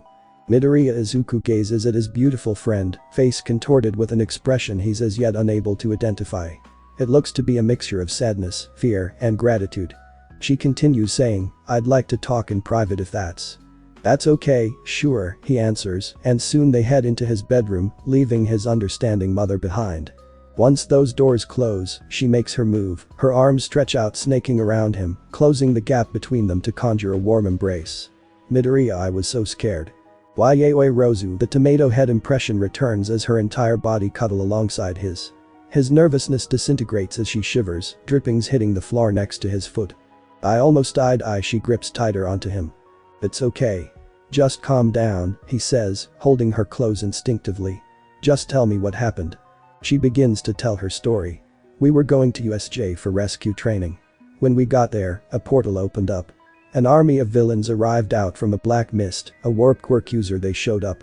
All Might, Aizawa Sensei, and 13 were there, but the warp user separated us, students.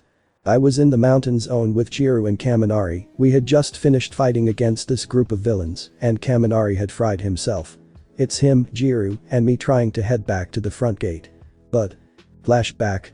"Yeah, I hear Kaminari say, thrusting his thumbs up like he's trying to convince us he's okay. He's not. Using too much electricity fries his brain, and now he can't even comprehend what's happening right now. He probably wouldn't even notice my ripped clothes, which are now fixed.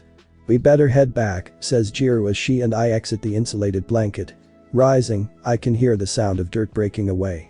It's coming from behind us, right where Kaminari is. No. Turning around, I see Kaminari captured, held in front of a villain his electrification must have missed. He has on a skull mask as has electricity sparking between his right hand's index and middle finger.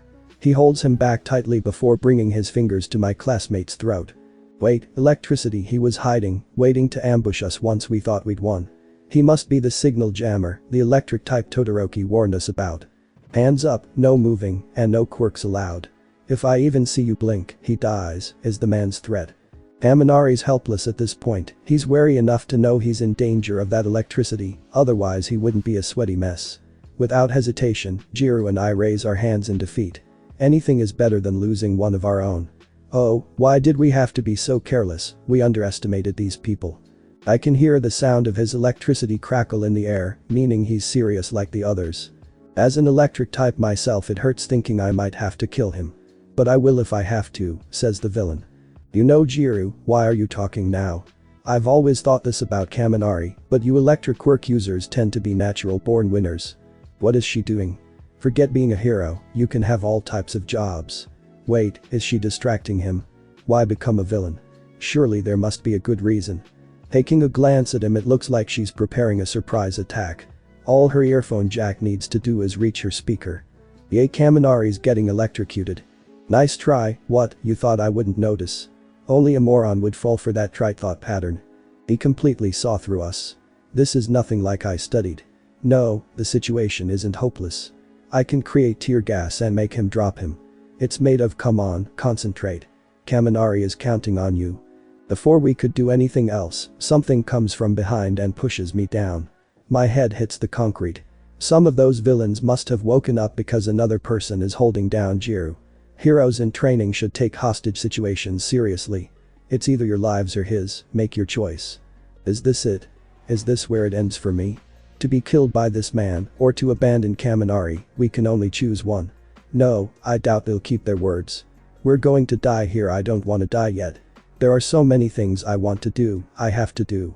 Midoriya, mother, I'm sorry. I'm so sorry. Then flashback. Yayoi Rozu Izuku speaks as he holds her. Hearing that frightens him. What happened afterward? She breathes a bit to recover from the trauma of her hopelessness. Snipe and the other teachers showed up and saved everyone. Because All Might was fighting that thing, he was preoccupied and hurt. I didn't see the fight. Izuku places a hand on her cheek, asking, "You're okay now though, right?"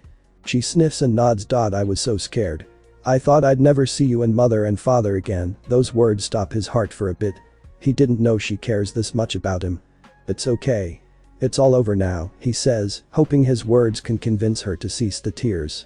You went through that experience, but you don't have to let it consume you. You've gained experience, you know how serious villains are, and now you can become better. The creation girl looks up at him. Midoriya, I froze. When I was trying to use my quirk, I froze and couldn't think of how to use it. She pauses. I just froze up, unable to do anything. I couldn't think of what to do. I was just afraid. She finally releases him, much to the tomato head's relief and disappointment, to sit on the bed. I don't know how you can do this. How do you not be afraid in the midst of danger? What are you talking about? He replies, finally coming down from his blush high. I'm always afraid. She gives a weird look.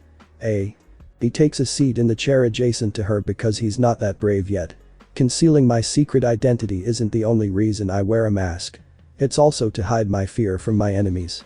From where he stands he can see she's shocked by that statement. So he presses on, adding. When I fought Trapezius headgear, I froze up too. I don't know what would have happened if All Might didn't save me. But when I fought him again this morning and that trauma came back, I had to force myself to put it aside the only way I could. Izuku thinks back to that morning. I saw a frightened family in trouble, and myself the only thing standing between them. As much as I wanted to make up a plan, I had to act or else they could die. Even though I was afraid, they were just as scared, so I had to do something to overcome that fear, and that's how I won. Looking at her, he notes her expression is much calmer. So, I know what you're feeling. If you want to talk more, I'm here. She reaches into her purse, taking out a handkerchief to wipe her moist eyes. Thank you. So, do you want to talk more, Yaoi Rozu? Pieces of his heart twinge when those lips of hers spread upward into a smile, one so much more radiant than any woman's he's ever met. If only you can call me Momo, Izuku. Chapter 8. It's Friday, meaning it's time to get down. At UA the teens are heading out of their classrooms, or at least those of the hero course. As the team of Class 1 head for their training area, someone else stays behind.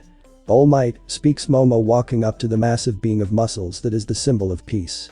Holding her suitcase numbered 20 and a letter in her hand, she hands the latter to the towering hero. He takes it up, asking, "What's this?" "Surely, you might be infatuated with what I've done, but you should consider focusing on your study." "It's actually from a friend of mine," she says, glad to stop him from continuing that. "Oh. Well again, your friend SH. It's a boy." She suddenly shouts, her face a bright red flare comparable to a supernova, or Izuku's tomato impression.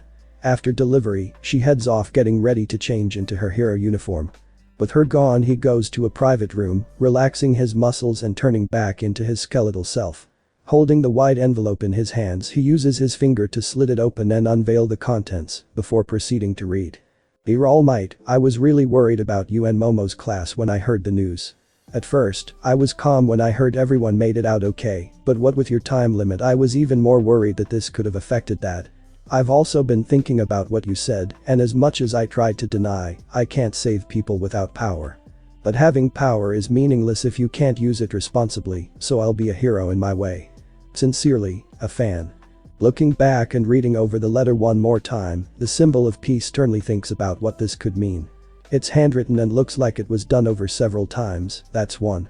2. This person knows about his time limit and yet omitted his name, meaning he has an idea of who it is. And 3. That last sentence reminds him of something he heard before while watching Spiderman. Responsibility it can't be. Elsewhere. And so, the answer to this problem is, says Kuroda Kage as he points to the board, most of his class flabbergasted and bored. Hitomi and Izuku sit side by side writing down the answer in an attempt to solve. Their hands go up quickly. 9/10 3/10. Hitomi, correct. Midoriya, incorrect, he says, causing him to re-examine his work and checking for whatever mistake he made.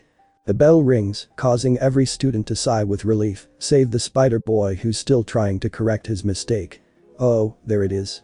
After correcting himself, he spots everyone else already going to leave for lunch. Depressed, Izuku mutters, "Well, I'm eating alone again," before getting up to grab his lunch. It's a common occurrence where Izuku would be alone while his classmates take off on their own. The only people who would ever pay attention to him are Giga and Hitomi, his bully along with Bakugo, and the one girl who pays attention to him in a negative way. Although, now that he thinks about it, Giga hasn't been showing up to class lately. Izuku gets up heading for the mess hall, stopped at the last second as soon as he exits by his reptilian teacher. Midoriya, a word of your time if you will. Curious, the green-haired teen is guided by the dark-scaled lizard man into the hallway by rising steps. There, Cage speaks, Midoriya, midterms are coming up in June, and I wanted to give you a little inspiration, kind of like a carrot at the end of the trail. So I'm a bunny. A friend of mine saw your scores and is quite impressed with your knowledge in the field of science. This little tidbit raises his cheeks high as he gleans at the praise. But with your record of being late, I felt I should help you curb that habit before you end up the tortoise. Wait, didn't the tortoise win the race? You're missing the point. His scaly hand with putrid yellow nails pats his shoulder. Sometimes it's first to come first to serve in life. If you can't take action before the other, you lose out to someone who does. He then pats his back, being careful to avoid clawing his back. Now run along and get something to eat. I'll tell you more later. But that knowledge imparted, the lizard man walks away, his tail dragging along the ground collecting dirt. Thinking about it, Izuku needs to figure out a way to get to school early, as well as implement his vigilante activities. As dedicated as he is to being Spider-Man, he can't keep ruining his future, or he'll never be in a position to help others. If only he had made it to the exams, this wouldn't be an issue, a thought that keeps replaying in his head as he walks to the lunchroom. Hey Deku. The unfortunate nickname resurfaces, though to his surprise, it isn't from the likes of Kaken's voice as usual. Looking back, he spots him, the sophomore with the cyan hair whose name he didn't get. Like before, he doesn't have his uniform in the same order as the others. Hello. He comes up and hooks his arm around Izuku's neck into a headlock, one he pushes himself into. I was hoping to run into you.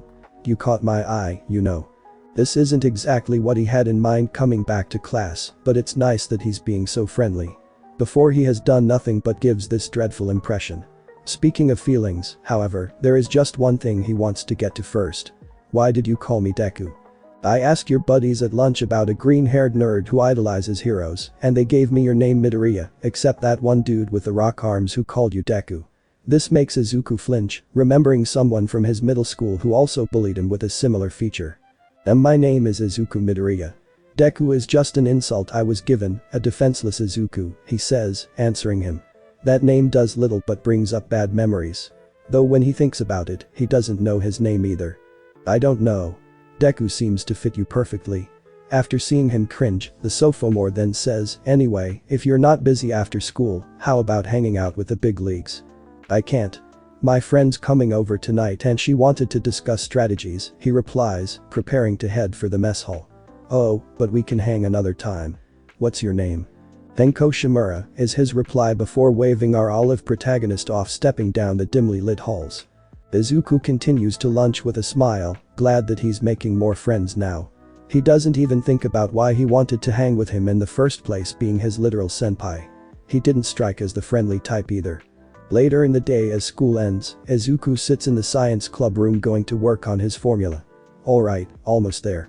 After it turns sticky, he pours it into a jar before quickly hiding it. I need a better way of getting the chemicals for this, he says to himself aloud. While putting his web fluid away, he checks his phone, getting a message from someone. Oh, Momo. Before Izuku could read what she wrote, his face turns red when he realizes he said her name. Well, he got the okay, getting the privilege to say her name isn't something he expected to happen. If he didn't know any better, he'd say she was attracted to him. Momo. Izuku, I would like to come over and see you. Izuku. Anything wrong? Momo. No. I just wanted to discuss some strategies. Izuku. Alright, that makes sense. Momo. Why are your texts stutters? Izuku. I don't know. Momo. Well, I'll see you later this afternoon. XD. Izuku. I'll hold you onto that. Including his text message, he sighs with relief. Though that moment of calm is destroyed by the heat forming over his cheeks. What are you thinking, Izuku? Of course, it's nothing like that. She's just your friend. Izuku shakes his head and moves for the door, stopping when he sees Hitomi Yatsu there. Oh, how good of you to finally notice me, she says with spite. Is something wrong? "Oh, nothing at all," she replies while staring at him. "I've noticed that Kage-sensei has been spending a bit of time around you." Those eyes narrow into a glare. "Did he mention to you the prize?" "Prize? How could you not know?" She storms before him in a fit of rage. "The student who has the highest grade in the finals in his class wins a trip to Island's Expo. He's grooming you for the seat, I know it." Thinking back, Izuku does remember him enticing him with something. But it didn't make sense what it could have been at the time, until now. Island is a scientific paradise and anyone would be lucky to go. "Normally I wouldn't care, but lately you've been getting under my skin, Midoriya. I don't know what's going on with you, but you need to hurry and make sense of your life before you start helping others." "I'm just late," is his hand wave. It starts off being late. Then you start not going for days at a time, followed by smoking, harassing your classmates for money, paying for escorts from female classmates, and then becoming a villain. A finger touches her chin as if she's rethinking her statement. "Wait, no. You're quirkless, so maybe not a villain." That hurt more than any injury he's suffered the past week. "Just know, you have a rival there." Hitomi then walks to the door, storming off. "Now hurry along, the club's starting." Izuku watches as she makes her exit, confused as hell for the most part. "Yatsu and I never really were more than acquaintances, but now she's pretty hostile. I never would have guessed she liked Island that much." Time goes by and the club disbands. Without any bit of haste, Izuku bursts through the doors, pumping his spider-enhanced feet against the concrete. He'd take the bus, but to follow his obligations to Momo and the science club means he can't be late for both events. It's not as fast as swinging above traffic and people, but it's a great alternative when he can't do the former option. Coming to a crosswalk, he slows down to make sure he doesn't bump into someone. With so many people walking by, he hasn't any space to sprint like before. He would just walk then. Though once he makes it to the streets, his senses go off and worry hits him. The vigilante turns around just in time to see a trio of men in black leather tights passing by him. They each have yellow scarves and masks showing only their mouths. It's the long-awaited return of the Sturm und Drang brothers. The three men pass by through the crowd, doing what they do best. First, I flip. The front brother slides along the ground, flipping skirts and shirts. Second, I strip. The middle brother slides along the ground, stripping away their underwear. Third, I slip. The last brother slides along the ground, slipping on the underwear. As a result, everyone, mostly and understandably women, chase after, throwing garbage, attempting to catch them. Watching with accumulating confusion, like the gray man to a new generation, the spider hero considers his actions and what needs to be done. At the moment, that would mean stopping them. "Well, they took my underwear too." Quickly moving to a nearby building, he heads behind a dumpster and changes as quickly as possible into his vigilante outfit before climbing high up to get a look at them. At the top of the building, Izuku now stands, staring out while dressed in his black and green vigilante costume, still torn in many places from his stressful battles of the month. He spots the trio of shades-wearing perverts making their getaway north of their position. He leaps off the building, swinging into combat, murmuring in the process. It looks like they either share the same quirk, or one of them might have a quirk that allows them to slide along the ground along with anyone behind him, while the second has a quirk to remove underwear, despite someone still wearing them. He comes in closer from above, spotting them going by the window of pharmaceutical and robbing a student of her panties.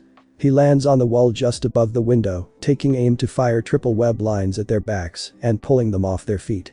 That spider strength of his reels them in the air, with the result being their slamming into the ground, sliding. Spidey drops down on the sidewalk, webbing the first two to the ground. "If you want panties, then go buy them." "There they are," shouts a few girls as they make their charge. Unfortunately, because the third guy is making his run, or slide, Spider-Man has to chase him into the street. In a lapse of judgment, he kicks him in the back as if he was sticking an Olympic landing, sending him into the cargo of a truck from behind and rolling off. Uh-oh. He quickly lands before the guy, the sound of screeching coming in closer as he grabs the guy and tosses him skyward into a web produced by his quickly timed shot. Though at that time he gets hit by a Honda, hanging off the hood with his head on the glass. He knocks on the front screen, eyes noticing the freaked out expression the driver and her probably 8-year-old passenger are delivering. "Could you please stop for a minute?" he asks loudly, though he already gets his answer when she hits the brake so hard he goes flying and rolling on the scorching concrete. "Ugh," he groans as he sits himself up, noticing cars are stopping as well, to a point where he's surrounded by all shapes of vehicles. Well, at least it can't get any worse. Ooh. It's Mount Lady. shouts someone as the tremendous footsteps behind him grasps his attention. Looking up, the spider hero sees the titanic heroine holding up one of the Sturmundrang brothers, the third of whom he threw in the air into a spiderweb. Gotcha, filthy perverts. Have some dignity, why don't ya? After her hypocritical statement, she drops him down to his brothers. We're sorry. Ignoring them as they're punished by the various victims of their perversity, Mount Lady turns her eyes to Spider-Man as he flees. As people get out of her way, she storms after the swinging spider, reaching out to grasp his legs. He quickly dives out of the way, glaring back at her as he swings on top of a van. Can I help you, Ultra Woman? You're not getting away this time, she says, a declaration of victory added with her hands grasping into fists. Now why don't you come with me, unless you want to be sat on? And believe me, that is the most popular suggestion. I'm sure it is, he replies with narrow eyes. So what's it gonna be? There's no time for this, he made a promise he intends to keep. So without a word, he fires a web line at her face, keeping the string attached. She blocks it with his hand and grasps, pulling it and him up to her face. Of course, that's what he wanted. Flipping in the air, he lands on her arm before running along the length of her curled arm, heading for her face.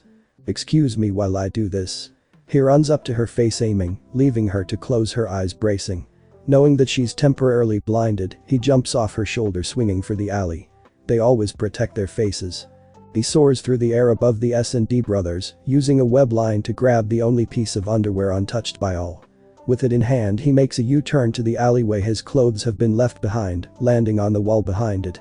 Teching around, he spots Mount Lady in action. The now blushing giant is searching for him. She storms off in another direction, leaving him free to make his business. Phew. I think I'll walk home instead. He drops down to the alley floor, landing by the dumpster he hid his bag of clothes behind. Maybe if I tell her I was thrown into a dumpster by some bullies. Though as he prepares to change, he thinks back to what Mount Lady did and how now the professional heroes are intent on arresting him. That sucks now, but it's nothing he wasn't expecting. I better change back and get out of here. Reaching up, he grabs his mask to pull off. But as he does, his senses tingle. He stops in his tracks, removing his hands from his mask, and shouts, "Who's there?" to whoever is watching him from the shadows, eclipsing him. "I know you're there, you peeping toms, so just come out." He looks around when he hears footsteps, along with a quiet landing just behind the boy. "Oh, so close, little spider. A few seconds later and I'd have a positive ID on you." A chill runs up his spine in manhood when he recognizes the voice. A turnaround confirms his suspicions that it's the Black Cat. In all her sexy glory. Oh great, it's the burglar again. Cute. She steps closer. "Are you going to run, or are we going to talk about how you discovered my sleuthing?" "As if I would tell you," he replies with a shrug, grabbing his backpack and strapping it on. He'll have to eventually get a new bag now that she's seen it. "But seriously, who are you to chase after me?" "I'm an agent, and it's my duty for the time being to hunt down and discover the identity of the little Spitfire vigilante known as Spider-Man. Now, how about showing me who's behind that mask?" She inches closer to him, her womanly presence is a bit too much for him to take. A clawed hand reaches out for the tattered spider. He jumps away quickly, his senses warning him of peril. Just in time, he avoids a needle shot out of the back of her glove. "All I need to do is run away, and I win." A smile rises across her face as she comes closer. "With you now? See you next time. Or maybe never." He jumps up out of the alley to swing away, only to be swatted to the top of a building by a giant hand. Indented like a bothersome fly, he rises holding his head in pain. He then notices the purple glove responsible and Mount Lady staring down with arms crossed over her titanic chest. "Aw, what's the matter, Spider-Man? Did you forget about me already?" Her eyes then glance over to Black Cat, who promotes a wave. "Thanks for calling." Flabbergasted, Spider-Man rises from the roof. The Midnight Kitten grapple guns her way up to his level, smiling. "Now, if you don't mind leaving behind that mask of yours." Looking around and seeing exits being blocked off by them, as well as sirens in the background, he realizes he may not make it home to meet with Momo. And today was going so well. Elsewhere. Momo steps out of the back of her limousine before Izuku's apartment. After climbing the steps leading up to his floor, she spots the familiar ash blonde spikes of Bakugo's hair, standing just outside of her friend's door, just prepared to knock on the door. She sighs before saying, "Bakugo, hello again." "Oh, it's Spiky Ponytail Girl," he says upon seeing her. "You could at least remember my name." There's no reason for her to fear the worse, they're childhood friends. Surely he's only here for the best intentions. What brings you here? It's Friday, and I'm gonna kick Deku's ass. Nope, screw that. He's still Bakugo. The door opens, the face of Inko Midori appearing out at them with a smile. Oh, hello Momo. To her, she is practically polite. To Bakugo and Kitsuki, nothing but deadpan gloom. Izda the walking nuke catches himself. Is Izuku in? Wait, was he being polite? She doesn't remember him ever using his real name before. Izuku is still out at school, she says with slight worry. Hopefully, he's not in any danger. Maybe he's at school in that club of his. Then, do you mind if I come in and wait for him? Of course not. The thicker woman invites the teens inside, despite knowing how reluctant she is towards the walking nuke. As they remove their shoes, the news plays as Inko resumes to the couch. She spots breaking news as a live stream plays downtown Musatafu. The two teenagers step into the living room just in time to see Spider-Man on screen. Spider-Man? Momo suddenly shouts. It seems the heroes have finally cornered that vigilante. Inko nervously watches the battle take place, in which Mount Lady is giving chase to a fleeing Spider-Man. That idiot, says Bakugo with a scuff as he turns to Momo. No, what is he gonna do now? Now that will be unfortunately all for today's fanfic, but do not worry, more will be coming soon for you to enjoy. Golden Fanfics out.